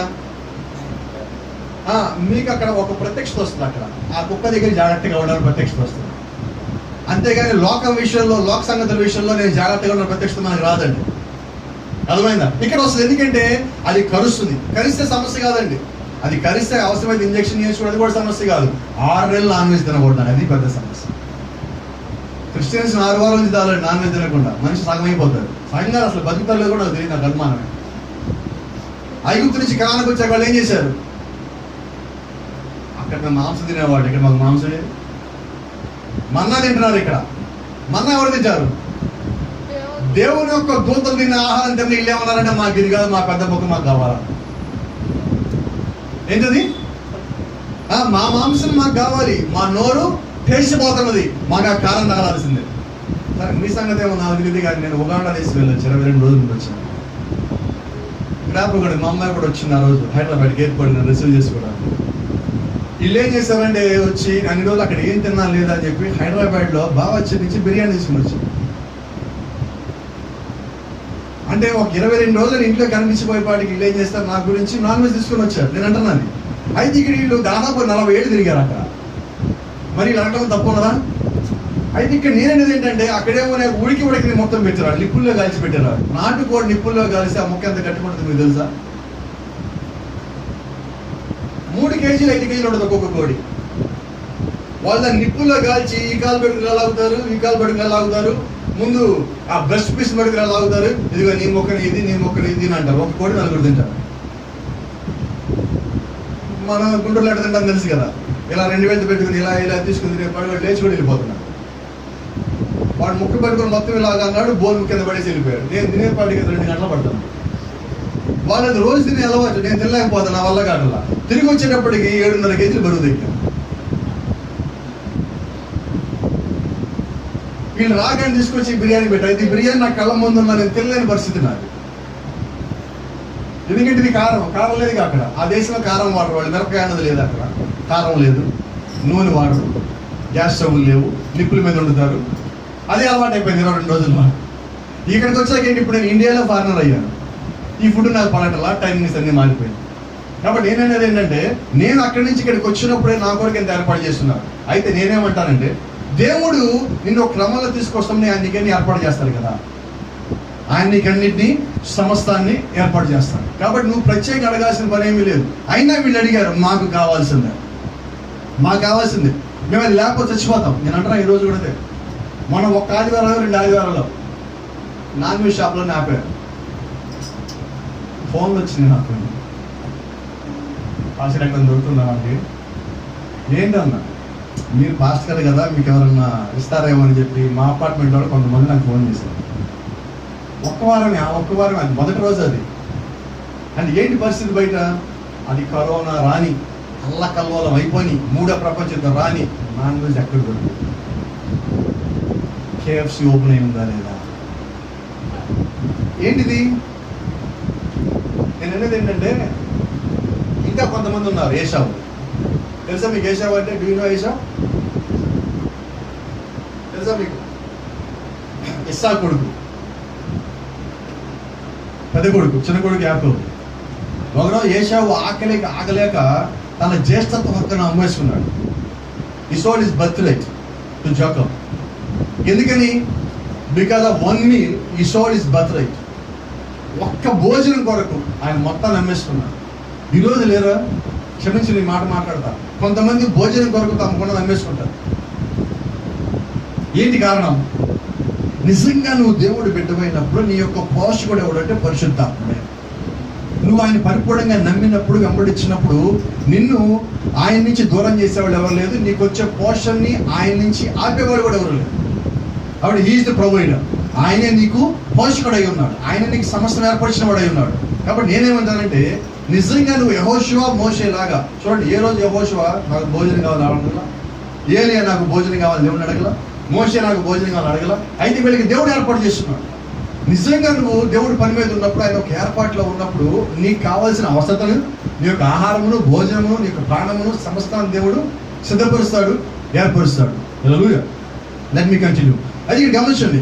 ఈ 5 రాజులు ఒకటై ఉండి వారు వీళ్ళ మీద దాడి చేసినప్పుడు గిబియోను వాసులు మొత్తం ఏం చేస్తారంటే యెహోషువ దగ్గరికి వచ్చారు. అయ్యా యెహోషువ, నీవే మాతో పాటు రా, నీవు మాకు తోడుగా ఉంటే మేము ఖచ్చితంగా గెలుస్తాము అని యెహోషువ మీద నమ్మకం ఉంచి ఇక్కడికి వచ్చినప్పుడు యెహోషువ తన సైన్యం తీసుకుని బయలుదేరి అక్కడికి వెళ్ళి ఆ 5 రాజులు తరిమి కొట్టినట్టు బైబిల్లో వెళ్ళింది. ఒక్కడే తరిమి కొట్టింది అంతమంది. సరే, అక్కడ ఒక మాట చెప్తాను, నాకు పక్కకు వచ్చాను కదా. ఆ కుక్క ఎంత పడినప్పుడు ఎందుకు మనకు భయం అంటే, నాన్ వెజ్ కోసం ఇక్కడ దాకా కూర్చోం, ఎందుకు ఆ సంఘటన ముగించి ఇక్కడికి వస్తాను. ప్రవక్త అంటున్నాడు, నీ వెనకాల ఒక కుక్క పడుతున్నప్పుడు నువ్వేం చేయక్కర్లా, నీ దగ్గరలో ఉన్న ఒక రాయిని తీసుకో. నువ్వు అప్పుడు దాకా నువ్వు ముందు పరిగెత్తావు, వెనకాల కుక్క పరిగెత్తుతుంది. నువ్వు రాయి తీసుకుని వెనక్కి తిరిగితే కుక్క నీ ముందు పరిగెత్తుతూ ఉంటుంది. ఏం జరిగినది? అది దేనికి భయపడుతుంది? నీకు భయపడాల, నీ చేత రాతికి భయపడుతుంది. అలాగే నేనంటారా, ఈరోజు నీకెప్పుడు భయపడరు, నీలో ఉన్న పరిశుద్ధాత్ముడికి భయపడరు. ఇప్పుడు యెహోషువకి ఎవరు భయపడటల్లా, యెహోషువలో ఉన్న పరిశుద్ధాత్మకి భయపడుతున్నారు, దేవుడు యొక్క ఆత్మకి భయపడుతున్నారు. ఈరోజు మన సేవకులకి కాదని భయపడేది, సేవకుల్లో ఉన్న దేవుడు యొక్క ఆత్మకి మనం భయపడాలా, లోపడాలి. కాబట్టి గమనించండి, యెహోషువకి వాళ్ళు లోబడి భయపడినప్పుడు యెహోషువ వాళ్ళు తరిమి 5 తరిమి కొట్టి పంపించాడు. Praise the Lord. హల్లెలూయా. అది ఒక సంగతి చెప్పాలి. వాళ్ళు 5, ఈయన ఒక్కడు. 5 ఈయన పక్షాన ఈయనకి వ్యతిరేకంగా నిలబడలేకపోయారు. ఏంటి కారణము? పరిశుద్ధాత్మ కలిగిన యెహోషువ, పరిశుద్ధాత్మ లేని 5 కానీ 400 మంది కానీ 1000 మంది కానీ ఎంతమంది అయినా కావచ్చు, దేవుడు ఆత్మ లేని వారి మీ ముందు నిలబడలేరు. అలాగే ఈ దినం వర్తమానం కలిగి ఉన్న మీ ముందు ఈ కాలపు వర్తమానం లేని వారు నిలబడలేరు. ఎందుకంటే ఆ సమయం వచ్చినప్పుడు, ఆ సందర్భం వచ్చినప్పుడు, నువ్వు అక్కడికి వెళ్ళి నిలబడినప్పుడు, దేవుడు నీ పక్ష రంగం మీదకి వచ్చినప్పుడు అక్కడ మొత్తం ఇలా తారుమారైపోతుంది. నువ్వు బలహీనంగా అక్కడ నిలబడ్డావు స్టార్టింగ్లో, అయితే చెట్ట చివరికి నువ్వు బలవంతుగా అక్కడ నిలబడి ఉంటావు. అందరూ పారిపోయి ఉంటారు. ఇప్పుడు గిబియోనీయులు బలహీనులుగా ఉన్నారు. ఎప్పుడైతే పరిశుద్ధాత్మ అంటే యెహోషువ యొక్క ఆశ్రయం వాళ్ళు కోరి వచ్చినారో, యెహోషువ అక్కడికి వెళ్ళాడో, దేవుడు యెహోషువకి మాట ఇచ్చాడు. ఏమని మాట ఇచ్చాడు? నువ్వు అడుగు పెట్టు ప్రతి స్థలము. అంటే ఇప్పుడు గిబియోనీయుల పక్షాన్ని పోరాటం చేస్తున్నప్పుడు యెహోషువ కాదు కానీ యెహోషువతో ఉన్న దేవుడు వచ్చి పోరాటం చేయాలి. కాబట్టి ఇప్పుడు గిబియోనీయుల పక్షాన ఉన్నది ఎవరు? యెహోవా. కాబట్టి యెహోవా ముందు వాళ్ళు నిలబడలేక పారిపోయి ఉన్నారు. అయితే గమనించండి, వీళ్ళందరినీ తరిమి కొట్టినట్టుగా బైబిల్లో ఉంది. కొంచెం ముందు కదా.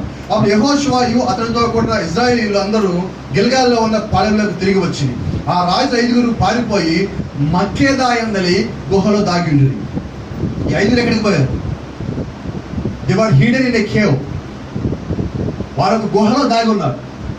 ఆ మాట వచ్చి యెహోషువ చెప్పారు, అయ్యా యెహోషువ వాళ్ళందరూ పారిపోయారు, వాళ్ళు మొత్తం ఒక గుహలో దాక్కున్నారంటే యెహోషువ ఒక మాట అన్నాడు, వాళ్ళు గుహలోంచి బయటికి రాకుండా ఆ గుహ మొత్తాన్ని బలమైన రాళ్ళు పెట్టి కప్పేయని వాళ్ళు లోపల ఉంచున్నారు. యెహోషువ ఆ గుహ ద్వారం అడ్డంగా గొప్ప రాళ్ళు దొర్లించి వారిని కాచుటకు మనుషులను ఉంచుడి అని చెప్పి. ఈరోజు అదే చెప్తా ఉన్నాం. ఈ 5 రాజులు ఎవరు? ఉంటుంది పాయింట్. ఈ 5 రాజులు ఎవరు? మనలో ఉన్న బలహీనత, మనల్ని జయిస్తున్న బలహీనత. ఈరోజు యెహోషువ అంటే పరిశుద్ధాత్మ వచ్చాక బలహీనతలు ఎక్కడికి పోయినాయి? ఎక్కడికి పోయినాయండి? Where did they went? They went into the cave. They were in the cave. వారు యెహోషువ నుంచి తప్పించుకోవడానికి ఆ గుహలో దాక్కున్నారు, మీకు భయపడిగా. అలాగే ఈ రోజు ఈ కాలం వర్తమానం మన దగ్గరికి వచ్చినప్పుడు మనలో ఉన్న బలహీనతలు కూడా పారిపోయి దాక్కుంటున్నాయి. అయితే నేను చెప్తున్నా, చచ్చిపోవడం లేదు, మనం వాటిని చంపడం లేదు. ఇక్కడ ఉన్న మనలో కూడా బలహీనతలు ఉన్నాయి.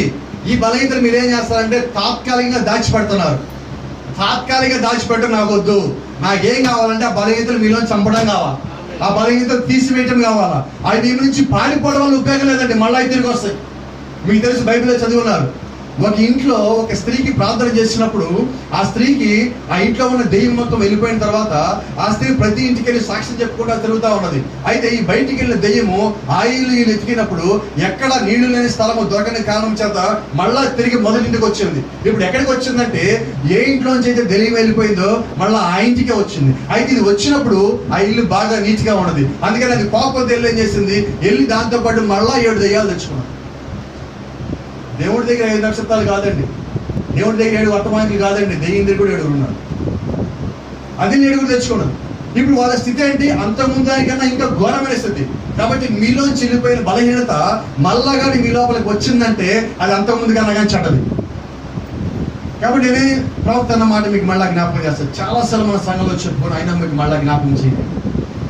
మీరు ఏదైనా పరిస్థితుల్లోంచి కానీ వస్తే, ఏదైనా శోధనలోంచి కానీ వస్తే, అనేక అడ్డదారులోంచి కానీ మనం కానీ దేవుళ్ళలోకి వచ్చినట్లయితే నువ్వు వచ్చిన తర్వాత ఏం చేయాలంటే ఆ అడ్డదారిని తీసేసాయి.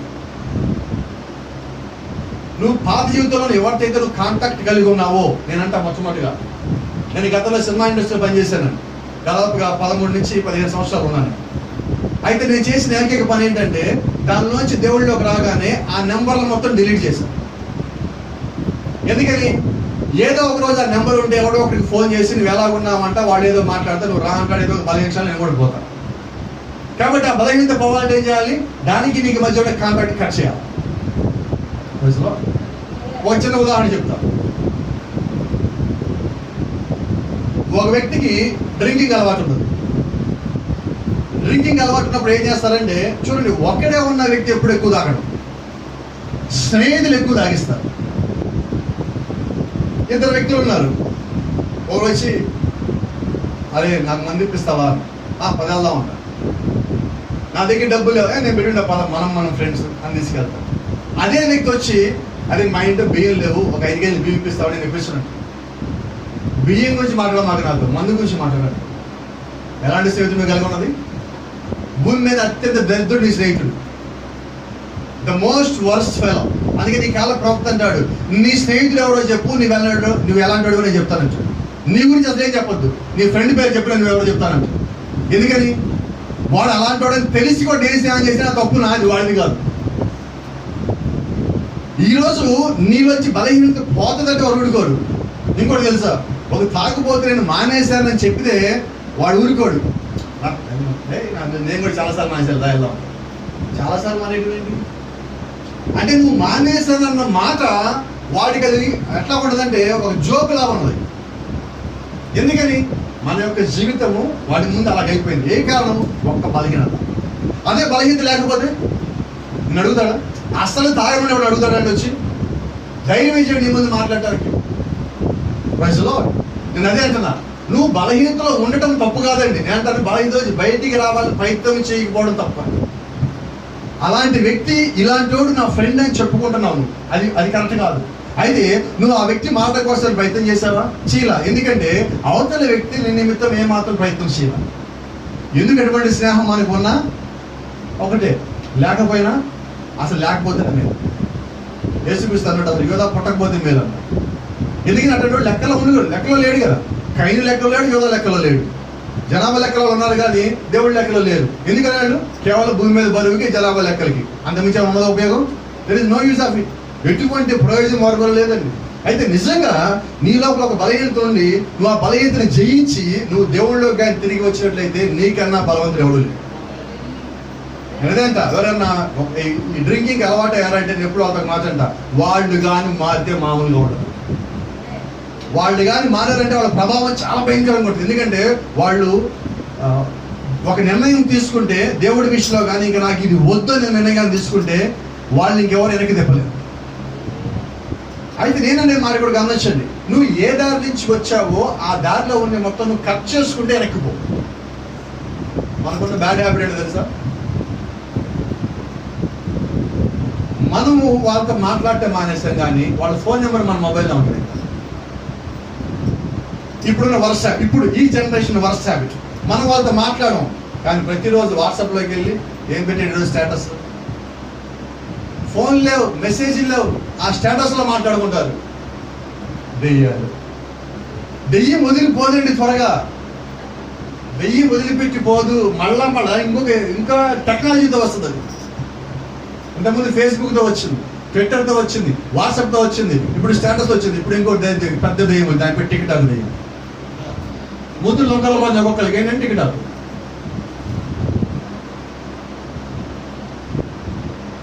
ఇంతకుముందు ఎప్పుడైనా గమనించండి, ఈ టాపిక్ ఇటు వచ్చి నాకు తెలియదు. ఫోటో తీసుకోవాలంటే ఇలా పెట్టి ఫోటో తీసుకుంటారు. ఇదేంటి తెలియదు, ఇటు తిప్పుతారు, మొక్కలు అటు తిప్పుతారు, నొక్కలు తిరుగుతారు. అదేంటి ఒక వ్యాధిగస్తులా తిరుగుతున్నారు వాళ్ళు ఫోటోలు దిగడానికి. ఏం జబ్బు వచ్చింది? ఏమొచ్చిందని? కళ్ళు అడి తిప్పను, ఇడి తిప్పను, మూత అడి తిప్పను, ఇడి తిప్పను. ఎందుకంట? కెమెరా మొబైల్ సక్రమంగా ఉంది. కెమెరా నువ్వు సక్రమంగా నిలబడి చాలా వస్తుంది కదా. 30 ఒక్కలు తిరిగి మళ్ళీ ఫోటోలు దిగటం, మళ్ళీ దీనికి స్టేటస్. ఎంతమంది చూసి తిరుగుతున్నా స్టేటస్? అబ్బో బాగానే ఫాలో అయ్యాలి. ఎంతగా కారింది దెయ్యము. మీ సమయాన్ని ఎలాగ దొంగతనం చేయాలో దెయ్యాన్ని తెలిసాడు, మీకు తెలియదు. ఇంకోటి చెప్పనా, మీరు అనుకుంటారు స్టేటస్లో ఫోటో పెట్టి అంతే కదా పాస్ట్ గారు తిరిగేట్ ఎంత క్లాస్ అంటారేమో. ఆ ఒక్క ఫోటోకి నువ్వు రెడీ అయ్యి ఎంతసేపు తెలుసా? నీ ప్లానింగ్ ఎంతసేపో తెలుసా? దానికి డ్రెస్సింగ్ ఎంతసేపో తెలుసా? మళ్ళీ సొంతది కాదండి, వీళ్ళు ఎక్కడో ఇంకో చోట చూసి కాపీ చేసేది. ఎక్కడన్నా బైబిల్ చదివి అరే రెబెకా ఇలా ఉన్నదే, ఇగో ఎస్తేర్ ఇలా ఉన్నదే, రూత్ ఇలా ఉన్నదే, మరి ఇలా ఉన్నదే, నేను ఇలా ఉన్నాను ఎప్పుడు ప్రయత్నం చేశారా? No sir. అందుకని ప్రవక్త అంటాడు, నువ్వెవరితన్నా కానీ పోల్చుకోవాలంటే బైబిల్లో ఉన్న పరిస్థితులతో పోల్చుకో, నీ పక్కనోడితో కాదు. నువ్వు వాళ్ళతో పోల్చుకున్నప్పుడు నీలో ఏం పడవో నీకు తెలుస్తుంది. నువ్వు వాళ్ళతో పోల్చుకొని వెతుకుతా ఉన్నప్పుడు నీ యొక్క ఎదుగుదలలో ఆత్మీయత ఉంటుంది, వాక్యం ఉంటుంది, స్థిరత్వం ఉంటుంది, దైవత్వం ఉంటుంది, శుద్ధత ఉంటుంది, సమర్పణ ఉంటుంది, దేవుడి యొక్క ప్రత్యక్షత అక్కడ ఉంటుంది. అవినే నీకు కావాలి. అయితే ఇప్పుడు ఈరోజు ఇది కావాలి. నన్ను ఎక్కువ ఎంతమంది చూశారు? ఒక మాట మీకు చెప్తాను. ఇప్పుడు దాకా దేవుని సేవకులు మనం చాలా మంది తెచ్చాం, అవునా? చాలా మంది దేవుని సేవకులు ఇతర దేశాలు తీసుకుని వచ్చాం. ఎప్పుడన్నా కానీ నా వాట్సాప్లో ఇతర దేశాల సేవకులతో దిగిన నా ఫోటో ఎప్పుడన్నా ఒక్కటి చూసారా? ఎవరన్నా ఎప్పుడన్నా ఒకటి? నేను అంటాను అదే, గొప్పలకి పోయి మనం ఏం చేయొద్దు, నన్ను ఎవరో చూడాలనుకొని చెయ్యొద్దు. అలా అనుకునేది కేవలం సినిమా యాక్టర్లే, ఏమాత్రం విలువ లేని టీవీ సినిమా యాక్టర్లే అలా నన్ను చూడాలనుకునేది. మనల్ని చూడాలనుకోలేదు. నన్ను కాదు, నాలో ఉన్న క్రీస్తుని చూడు. అలా అనగలవా మాట? నువ్వు అద్దంలోకి వెళ్ళి చూసుకుంటే అసలు నీకు నువ్వు కనబడకూడదు, ప్రభు యేసుక్రీస్తు కనబడాలి. నువ్వు కింద నీళ్ళు నీళ్ళలో తొంగి చూసుకుని నీలో క్రీస్తు కనిపించాలి, నువ్వు కనబడద్దు. నువ్వు ఇతరులతో మాట్లాడేటప్పుడు నిన్ను నువ్వు చూపించద్దు, క్రీస్తుని చూపించు. నువ్వు ఎప్పుడైతే ప్రభు యేసుక్రీస్తుని చూపించావో అప్పుడు ఆయన నీ లోపల ఉన్నాడు. అప్పుడు పౌలన్న మాట యొక్క జీవితం నెరవేరింది. ఏంట మాట? జీవించేది నేను కాదు, నాలో ఉన్న ప్రభు యేసుక్రీస్తు. అయితే ఇవన్నీ ఎప్పుడు సాధ్యమవుతాయి అంటే నీలో ఉన్న బలహీనతలు బయటికి పోయినప్పుడు కాదు, అవి పారిపోయినప్పుడు కాదు, ఆ బలహీనతలు నువ్వు చంపినప్పుడు. ఈరోజు ఏం చేస్తున్నామంటే ఎవరు కోపడమాకండి నా మీద. కోపడరు కదా, కోపడరు కదా, కోపడ్డా కూడా చెప్తాను నేను. ఇక ఎందుకని ఈ మాట చెప్తున్నానంటే మనలో బలహీనతలు లేవా అంటే ఉన్నాయి, పోయినాయి అంటే పోలా. అయితే అవి పోకుండా ఉన్నాయి అంటే పోతని వస్తుంది, పోతని వస్తుంది. ఇది మన జీవితం. ఈరోజు వాక్యం వింటాం, ఇలాగేమనుకుంటాం, ఈరోజు పాస్టర్ గారు మాట్లాడారు, నా మీద నాకు అని ఇంటికి వెళ్తాం. ఎప్పుడు దాకా పనిచేసింది ఇది? మనకు ఒక అలవాటు ఉండదండి. ఏ అలవాటు అంటే నిద్రపోతే అన్నీ మర్చిపోతాం. గతంలో అదేదో పాతకాలంలో ఒక సినిమా వచ్చింది, వాడు పడుకుంటే ఏం గుర్తుండదండి, లేస్తే మొత్తం ఫ్రెష్ అయ్యారు. నిన్నేం చేసినప్పుడు గుర్తుండదండి. అలాగే ఈరోజు మనం ఏమయ్యామంటే పడుకోగలవు కానీ మాస్టర్ ఏం చెప్పారు, పోయిన ఆదివారం సబ్జెక్ట్ ఏంటి మంది మాస్టర్ మధ్యలో 6 సార్లు పడుకుని లేచామని అంటారా? నిజమారా? నేను అంటాను ఇదే, మనలో కొన్ని బలహీనతలు ఉన్నాయి. ఏ బలహీనతలు అంటే ఏది మర్చిపోకూడదు అది మర్చిపోతాం, ఏది గుర్తుపెట్టుకోవాలి అది మర్చిపోతాం, ఏది అనవసరం అది మాత్రం మనకి జ్ఞాపకం ఉంటుంది. చూడండి, మనలో స్టోరేజ్ పవర్ ఎక్కువ, అయితే అదే డస్ట్బిన్ పవర్ కూడా ఎక్కువ. మనలో మీ కంప్యూటర్ భాష తెలుసా? రీసైకిల్ బిన్ అని ఉంటుంది. మన ఇంట్లో ఉంటే డస్ట్బిన్ అంటాం, కంప్యూటర్లో ఉంటే రీసైకిల్ బిన్ అని ఉంటుంది. మీకు నెక్స్ట్ వారం కోసం చూపిస్తానండి. రీసైకిల్ బిన్ అంటే ఏంటంటే, ఇప్పుడు నాకేదో నచ్చలా, ఫర్ ఎగ్జాంపుల్ ఇది ఇక్కడ ఉండకూడదు, చేసి నాన్సెన్స్ తీసిపడే అని పడేసా, అయితే ఇది ఎక్కడ ఉంది? ఇప్పుడు పోలేదు అది. మళ్ళీ నాకేదో 15 క్షణం వస్తుంది, సర్లే ఇది మన జీవితం. ఒక చిన్న క్లాతే అయితే ఇది జీవితం. మీకు అర్థమవుతుంది అనుకుంటున్నా. ఈ బలహీనతలు మనలోంచి పోవాలి, అది పారిపోవటం కాదు, చచ్చిపోవాలి. నువ్వు దేవుళ్ళలో నిలబడాలంటే, నిలకడగా ఉండాలంటే యెహోషువ ఏం చేశాడు నువ్వు చూపిస్తాను.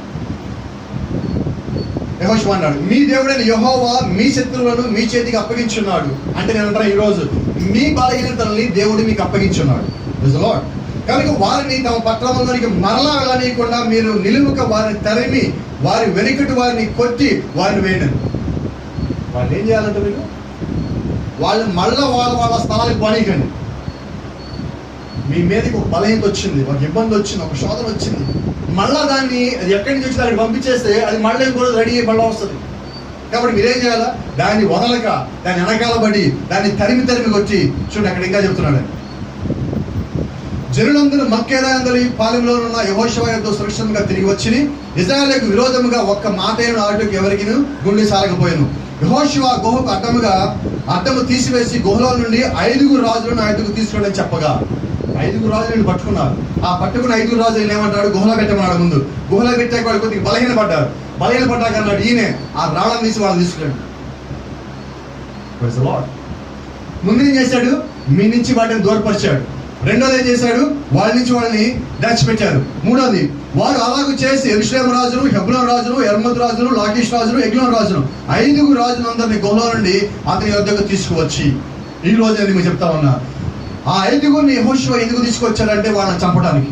ఈ రోజు నేను మీతో అడిగేది, నేను మీకు చెప్పేది ఏంటంటే, యెహోషువ చెప్పిన వారికి మీతో అంటున్నా, మీలో ఉన్న ప్రతి బలహీనతని బయటికి తీసుకురండి.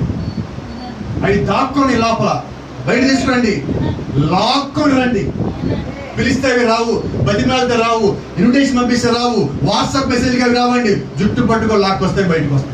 బలహీనతలు మర్యాదకు వస్తాయా? రావండి. బయటకు పోమంటే పోతాయా? పోవండి. అవి ఏం చేయాలంటే మీరే బలవంతంగా దానిని బయట తీసుకురండి. ఈరోజు మిమ్మల్ని అడిగే మాట ఒకటే, మీరు అత్యంత ఎక్కువగా భయపడే 5 బలహీనతలను బయట తీసుకురండి ఈరోజు. ఇదిగో వీటికి నేను లోపడుతున్నా, ఇవి నన్ను భయపడుతున్నాయి, ఇది నా జీవితాన్ని నాశనం చేస్తున్నాయి అని మీలో ఉన్న 5 బలహీనతలు ఏవైతే ఉన్నాయో, అది భయం కావచ్చు, అది ఇంకో రకమైన 2 రకాల తత్వమైనా కావచ్చు, మీలో తెలియకుండా ఇంకేదైనా దాగి ఉన్న బలహీనతలు మీ యొక్క జీవితాన్ని, మీ యొక్క సాక్ష్యాన్ని కానీ పాడు చేస్తా ఉంటే ఆ 5 తెచ్చి ఈరోజు బయట పెట్టండి. ఆ పెట్టి వాటిని ఏం చేస్తారంటే పరిశుద్ధాత్మ సహాయం చేత వాటిని చంపండి. ఎందుకంటే మీరు వాటిని చంపలేరు, మానవులుగా మనం ఆ పని చేయలేము. అయితే మీరు దేవుడికి అధికారం ఇచ్చినప్పుడు దేవుడు మీ పక్షాన ఆ కార్యం చేసేవాడిగా ఉన్నాడు. కాబట్టి ప్రభువా, ఇదిగో నేను అప్పచెప్పుకుంటున్నా, నా జీవితం ఇది, నా సమస్య ఇది, నా భయం ఇది, నా లోపం ఇది, నా బలహీనత ఇది. అయితే నాలో వాక్యం ఉందని నమ్ముతా ఉన్నా, వాక్యం కొరకు నేను పుట్టానని నమ్ముతా ఉన్నా, వాక్యం కొరకు నేను జీవించాలని కోరుకుంటున్నా, ఒక దినం ఎత్తపడితే ఎత్తబడి ఉండాలని ఆశపడుతున్నా. నా ఆశ నిజమైతే, నా ప్రార్థన నిజమైతే, నా హృదయం నిజమైతే, ఇవి నేను తీసుకున్న నిర్ణయం కరెక్ట్ అయితే నా పక్షాన్ని నువ్వు యుద్ధం చేయి, ఆ బలహీనతలోంచి తీసే. ఎందుకంటే నేను నీతో పాటు ఉండాలని కోరుకుంటున్నా, ఆ 1000 ఏళ్ల పాలనలో ఉండాలని కోరుకుంటున్నా, నిత్యత్వంలో ఉండాలని కోరుకుంటున్నా అనిగా నువ్వు ఆశపడినట్లయితే నువ్వు దేవుడిని ఈ రోజే రంగం మీదకి పిలువు. అది ఈ డయాస్ మీద కాదండి, నీ హృదయం లోపలికి పిలువు, నీ యొక్క జీవితం లోపలికి పిలువు, నీ హృదయం అని అత్యంత రహస్య గదిలోకి అక్కడికి పిలువు. అక్కడ దేవుడు కార్యం చేయాలని కోరుకో, దేవుడు అక్కడ కార్యం చేస్తాడు. Let me continue. వారి బొత్తిగా నశించే వరకు యెహోషువ ఇశ్రాయేలును బహుజన సంహారం చేయడం కడతేసిన తర్వాత వారిలో మిగిలిన వారు ప్రాకారం గల పట్టణంలోకి తిరిగి వచ్చింది. ఈ లోపు మిగిలిన వాళ్ళు మొత్తం యుద్ధం మొత్తం పూర్తి చేసుకొని వాళ్ళు వచ్చారు, వీళ్ళు వచ్చారు, ముగింపుకు వచ్చాం మనం. యెహోషువ అంటున్నాడు. వారు ఆ రాజులను వెలుపుకి రప్పించి యెహోషువ యొద్దకు తీసుకుని వచ్చినప్పుడు యెహోషువ ఇశ్రాయేలులందరినీ పిలిపించి తనతో యుద్ధంకు వెళ్ళి వచ్చిన యోధుల అధిపతులతో మీరు దగ్గరికి రండి. ఆయనతో పాటు యుద్ధానికి వచ్చిన మొత్తాన్ని దగ్గరికి పిలిచి అంటున్నాడు, ఈ రాజులు మెడల మీద మీ పాదములు చూడని చెప్పగా ఏం చేయాలంట? 5 రాజులు కింద పడేసి మీ కత్తులు చేతపట్టుకొని వాళ్ళ మెడల మీద మీ పాదం అంటే నువ్వు ఎక్కడ అడుగు పెట్టావు అది నీది. ఇప్పుడు ఆ బలహీనత మీద అడుగు పెట్టావు అంటే ఆ బలహీనత నువ్వు జయిస్తున్నావు. ఆ రాజు పాదాల మీద వాడు ఒకప్పుడు రాజే, ఆయన ఇప్పుడు నీ కాలి కింద చావబోయేవాడు. ఒకప్పుడు ఆ బలహీనత నిన్ను ఏలినది, నీ జీవితంలో అదే ప్రాముఖ్యమై ఉన్నది, అది నిన్ను ఎంతో నాశనం చేసింది. అయితే ఈ రోజు ఎక్కడ ఉన్నది? నీ పాదాల దగ్గర పడి అది నిన్ను బతిమాడుకుంటుంది, నన్ను వదిలే, నీ దగ్గర రానని. అయితే నువ్వు దాని మాట వినదు. Don't listen to him. నీ బలహీనత మాట నువ్వు వినద్దు. ఈ రోజు నువ్వు ఏం వినాలంటే దేవుడు మాట మాత్రమే విను, పరిశుద్ధాత్మ మాట మాత్రమే విను. చూడ అంటున్నాడు, ఈ రాజుల మెడల మీద మీ పాదములు ఉంచుడని చెప్పగా వారి దగ్గరికి వచ్చి వారి మెడల మీద తమ పాదములు ఉంచింది. వారి మెడల మీద అంటే ఇక్కడ పెట్టారు పాదాలు. వారి తల తీయమంటున్నాడు. ఏం తల తీయాలా? నీ దగ్గరికి వచ్చిన నీ యొక్క పాపము, నీ యొక్క బలహీనత, అది ఏదైతే ఉన్నదో దాని తల తీస్తేనే నీ దగ్గరించి పోతుంది, అది పోదు. ఆ సమస్య తల తీసేయాలి నువ్వు. ఆ సమస్యను బుజ్జగించి చల్లారిస్తే ఎటువంటి ప్రయోజనం లేదు. మీకు తెలుసు, మన అందరిలో కొద్దిగా వంట చేస్తారనుకుంటున్నా, చేస్తారా? అనుభవం ఉందా? కిచెన్ అనుభవం. పొయ్యి మీద పాలు పెట్టున్నారు, పాలు పొంగుతారు, ఏం చేస్తారు? 2 పనులు చేస్తారు. మొట్టమొదటిది నీళ్లు చల్లుతారు. పొయ్యి మీద పాలు పొంగిని నీళ్లు చల్లారంటారు. మీరు మళ్ళా ఇటు వెళ్ళి ఇటు రండి, మళ్ళీ పొంగుతాయి. ఏంటి అర్థం? పాలు పొంగుతారు మళ్ళా అంటారు, ఇందాక నీళ్ళు చల్లారు కదా మీరు అంటారు. అదే ఇంతకుముందు మానేస్తావు కదా అంటాం. మళ్ళా అదే బాగా ఇది ఏంటి? నువ్వేం చేసావంటే ఆ కింద మంట తగ్గించలా, నీళ్ళు చల్లి వదిలిపెట్టావు. ఈ రోజు నువ్వు సమస్యను బుజ్జగిస్తున్నావు. బుజ్జగిస్తే వాడు మాటినడు, బలహీనతలు బుజ్జగిస్తే మాటినవు. దానికి ఎలాగ ట్రీట్మెంట్ ఇవ్వాలో అలాగే ట్రీట్మెంట్ ఇవ్వాలి. అలాగే ఇచ్చినప్పుడే ఆ ట్రీట్మెంట్ పనిచేస్తుంది. ప్రజలు దేవుని నామానికి మహిమ కలుగును గాక. కాబట్టి ఈ రోజు ప్రవక్త బైబిల్ చెప్పిన మాట చెప్పి ముగిస్తున్నా. అప్పుడు యెహోషువ వారితో, మీరు భయపడకుడి, జడియకుడి, దృఢత్వం వహించి ధైర్యంగా ఉండుడి. మీరు ఎవరితో యుద్ధము చేయుదురో ఆ శత్రులందరికీ యెహోవా వీరికి చేసినట్టు చేయి. అప్పుడు ఈ రోజు మనం ఎవరితో యుద్ధం చేస్తున్నాం? చాలాసార్లు ఏమి చెప్పా, కంటికి కనిపించే వాటితో మనం యుద్ధం చేయగలరా? కంటికి కనపడని వ్యక్తితో మనం యుద్ధం చేస్తున్నాము. కాబట్టి ఆ కంటికి కనపడని వాడు మీ చేతికి చిక్కాడంటే మీరు వాడు వదిలిపెట్టాడు, మళ్ళా వస్తాడు, మీతో పాటు ఇంకోటి కూడా పాడు చేస్తాడు. కాబట్టి వాడు పాడు చేస్తాడని తెలిసినప్పుడు అది వదిలిపెట్టడం తప్పు. ఈరోజు మీకు అవకాశం వచ్చింది, మీరేం చేయాలా? మీ అంతా మీరు చేయలేరు. కాబట్టి ప్రభువా, నా తరపున, నా మీద, నా హృదయం మీద, నా జీవితం మీద, నాలో ఉన్న ఆలోచన మీద, నా సంస్థ మీద నీకు అధికారం ఇస్తున్నా. ఇవి నాకు వద్దు. వీడండి ఇక్కడ ఎవరు? మిస్టర్ బలహీనత, మిస్టర్ వీక్నెస్. ఆ బలహీనతకి మీరేం చేయాలంటే, వీడు నాకు వద్దు ప్రభువా, నువ్వు ఏం చేస్తావు వచ్చి వీడికి నాకు దూరం పెరగాలి, అసలు నాకు లేకపోతే నాకు మేలు. బైబిల్ చెప్తున్నాడు. తర్వాత యెహోషువ వారిని కొట్టి చంపి 5 చెట్ల మీద వారిని ఉరిదీసెను. వారి శవములు సాయంకాలం వరకు ఆ చెట్ల మీద వేలాడుచుండెను. మీ బలహీనత జయించాలంటే ఆ జయించిన బలహీనత అందరికీ తెలియాలి. నువ్వు జయించేటప్పుడు చెప్పొద్దు, నేను జయించడానికి వెళ్తానని చెప్పొద్దు, జయించాక చెప్పు. నేను పలానా అలవాటు ఉందండి, నేను మానేస్తా అని నువ్వు చెప్పడం వల్ల ప్రయోజనం లేదు. నువ్వు మానేసిన తర్వాత ప్రజల్ని అడగాలి, ఏంటి ఇంతకుముందు నీకు అలవాటు ఉంది కదా ఇప్పుడు లేదేంటి? అవును నేను మానేస్తాను. అప్పుడు నువ్వు చెప్పు. అది దేవుడి యొక్క కార్యమై ఉన్నది. అయితే నువ్వు ముందేం చేయాలంటే, నువ్వు ఆ జయించిన తర్వాత చెప్పాలంటే ముందుగా నువ్వు జయించాలని కోరుకొని ఆల్రెడీ జయించిన వాటితో ఒక మాట చెప్పయ్యా, ఇది నాకు ఎలా జయించాలో తెలియటల్లా, నువ్వు జయించావు కాబట్టి నేను ఒక మాట అడుగుతున్నా, ఇది నా పక్షాన్ని నువ్వే నిలబడి కార్యం చెయ్యి. ప్రవక్త అంటున్నాడు, నువ్వు జీవితంలో ఏదైనా ఒక పని చేయాలనుకుంటే నీ జీవితానికి సంబంధించి కానీ దేవుడికి సంబంధించిన కానీ మొట్టమొదటి ఒక నిర్ణయం తీసుకుని నువ్వు కట్టుబడి దేవుడికి అప్పచెప్పు. మానవులకి దేవుడికి అప్పచెప్పు, అయ్యా ఇది నా బలహీనత, నేను దాటి రావాలనుకుంటున్నా, నేను ఎవరికి చెప్పను, ఎవరైనా చెప్తే నవ్వుతారేమో, మళ్ళీ నేను వెనక్కి వెళ్తానేమో, కాబట్టి నేను మళ్ళీ వెనక్కి పోవాలనుకుంటున్నాను. నువ్వు కార్యము చేస్తే ఈ బలహీనత నాలోంచి పారిపోవటం కాదు, అది తాక్కోవటం కాదు, అది నా నుంచి శాశ్వతంగా వెళ్ళిపోయే మార్గం ఉంటే ఆ మార్గము ఏర్పాటు చేయమని అడగండి. కాబట్టి గమనించండి. దేవుడు వాగ్దానం ఇచ్చాడు. నువ్వేం చేయాలి? దాన్ని స్వతంత్రించుకోవాలి. ఐగుప్తులో ఉన్నప్పుడు వాళ్ళకి కనాన్ని ఇచ్చాడన్న, మనం భూమి మీద ఉండగానే మనం పరలోకం వస్తామని చెప్పాడు. ఆ వాక్యము ఈ వాక్యం మనకు సాదృశ్యం కనిపిస్తుంది. ఇక్కడ నుంచి నువ్వు అక్కడికి వెళ్ళేంత వరకు ఏ బలహీనతకు లోను కాకుండా, ఒకవేళ బలహీనతలో ఉంటే దానిలో త్వరగా బయటకు వచ్చే మార్గం ఏర్పాటు చేసుకోండి. ఇది ఎందుకంటే చివరి సమయం, నేడ రేపు అన్నట్టుగా మనం ఉన్నాం. మీకు అందరికీ తెలుసు, గత 4 వారాలు 5 వారాలు ఎలా ఉన్నామంటే ఇక అంతం అయిపోయిందేమో, ఇక మళ్ళీ మనం చర్చికి పోమేమో, ఇటు నుంచి ఇక్కడికి వెళ్ళిపోవడమేమో అనుకున్న స్థితిలో మనం వెళ్ళిపోయి ఉన్నాం. ఆ భయంతో చేసిన ప్రార్థన ఉన్నది. ఇప్పుడు బయటకు వచ్చాం కదా మళ్ళీ నిలస్యంగా రావద్దండి. ఆ ప్రార్థన కొనసాగించండి, ఆ జీవితం కొనసాగించండి. మీరందరితో దూరంగా ఉండండి, వాక్యానికి దగ్గరగా ఉండండి. బలహీనతల్ని పారదోలండి. పారదోవటం కాదు, నేను ఒక మాట చెప్తున్నాను, చంపేయండి. మీకు అధికారం అంటే బలహీనతల్ని ఈరోజు శాశ్వతంగా నుంచి దూరం చేయండి. అయితే మీ వల్ల కాదనుకుంటే దేవుడికి అప్పచెప్పండి. ఒక తుమ్మ చెట్టు మీకు తెలుసు, దేవుడు మోషేతో మందసం కట్టమన్నప్పుడు తుమ్మ చెట్టుతో కట్టమన్నాడు. ఎంతమంది జ్ఞాపకం ఉండదు? వర్తమానం జ్ఞాపకం ఉందా మీకు? తుమ్మ చెట్టు వర్తమానం. అయితే ఆ మందసం కట్టాలంటే ఆ తుమ్మ చెట్టు తేవాలి. తుమ్మ చెట్టు ఎక్కడ ఉంటుంది? ఎడారిలో పెరుగుతుంది. ఎడారిలో ఎక్కడ ఉంటుంది? నీళ్లు లేని స్థలంలో ఉంటుంది. అయితే దేవుడు దాన్నే కోరుకున్నాడు. ఇప్పుడు మోషే తెచ్చి ఇక్కడ దీన్ని చేయాలంటే ముందుగా దానికి ఉన్న ముళ్ళు తీసేయాలి. తుమ్మ చెట్టు తనకున్న ముళ్ళు దాన్ని తీసుకోలేదు కాబట్టి దాన్ని చెక్కేవాడు దాన్ని తీసేయాలి. అలాగే మీలో నాలో ఉన్న బలహీనతలు మనం తీసేసుకోలేం కాబట్టి దాన్ని చెక్కేవాడు ప్రభువైన యేసుక్రీస్తు, దాన్ని తీసేసేవాడు ప్రభువైన యేసుక్రీస్తు. వాటిని మొత్తం సమూలంగా నాశనం చేసి తొలగించేసి దేవుడి పరిచయ నిమిత్తము ఆ మందసం కట్టబడింది. దాన్ని అనేక సంవత్సరాలు 40 ఏళ్ళు దాన్ని మోసుకుంటూ తిరిగారు. ఏంటి కారణం? దేవుడి దగ్గర అది లోబడింది, వాడబడింది. ఆ ముళ్ళు పోయిన తర్వాత ముళ్ళుని దాన్ని వాడరండి, ముళ్ళుని దాన్ని ఎవరు మోయరండి. అలాగే నువ్వు ముళ్ళు కలిగి వర్తమానం కలిగి ఉన్నప్పుడు ఎలాంటి ప్రయోజనం లేదు. నువ్వు ఎలా ఉండాలంటే ముళ్ళు లేకుండా నువ్వు ఉండి వర్తమానం కలిగి ఉండాలి. ఎందుకు ముళ్ళు అంటే తెలుసా? Do you know plant called cactus? Cactus చెట్టు తెలుసా మీకు?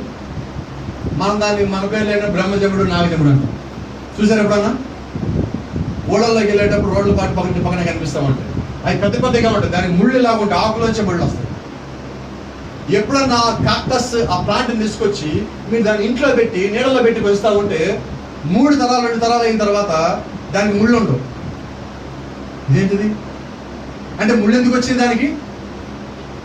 దాని వేర్లు సరిగ్గా నీళ్ళల్లో తడవక. మరి సంఘంలోని వ్యక్తులు ముళ్ళు ఎందుకు వచ్చినాయి? మన వేర్లు వాక్యం అనే నీటిలో సరిగ్గా తడవక.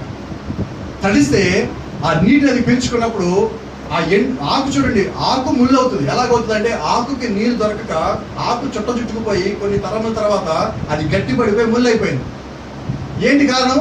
నీరు దొరకక.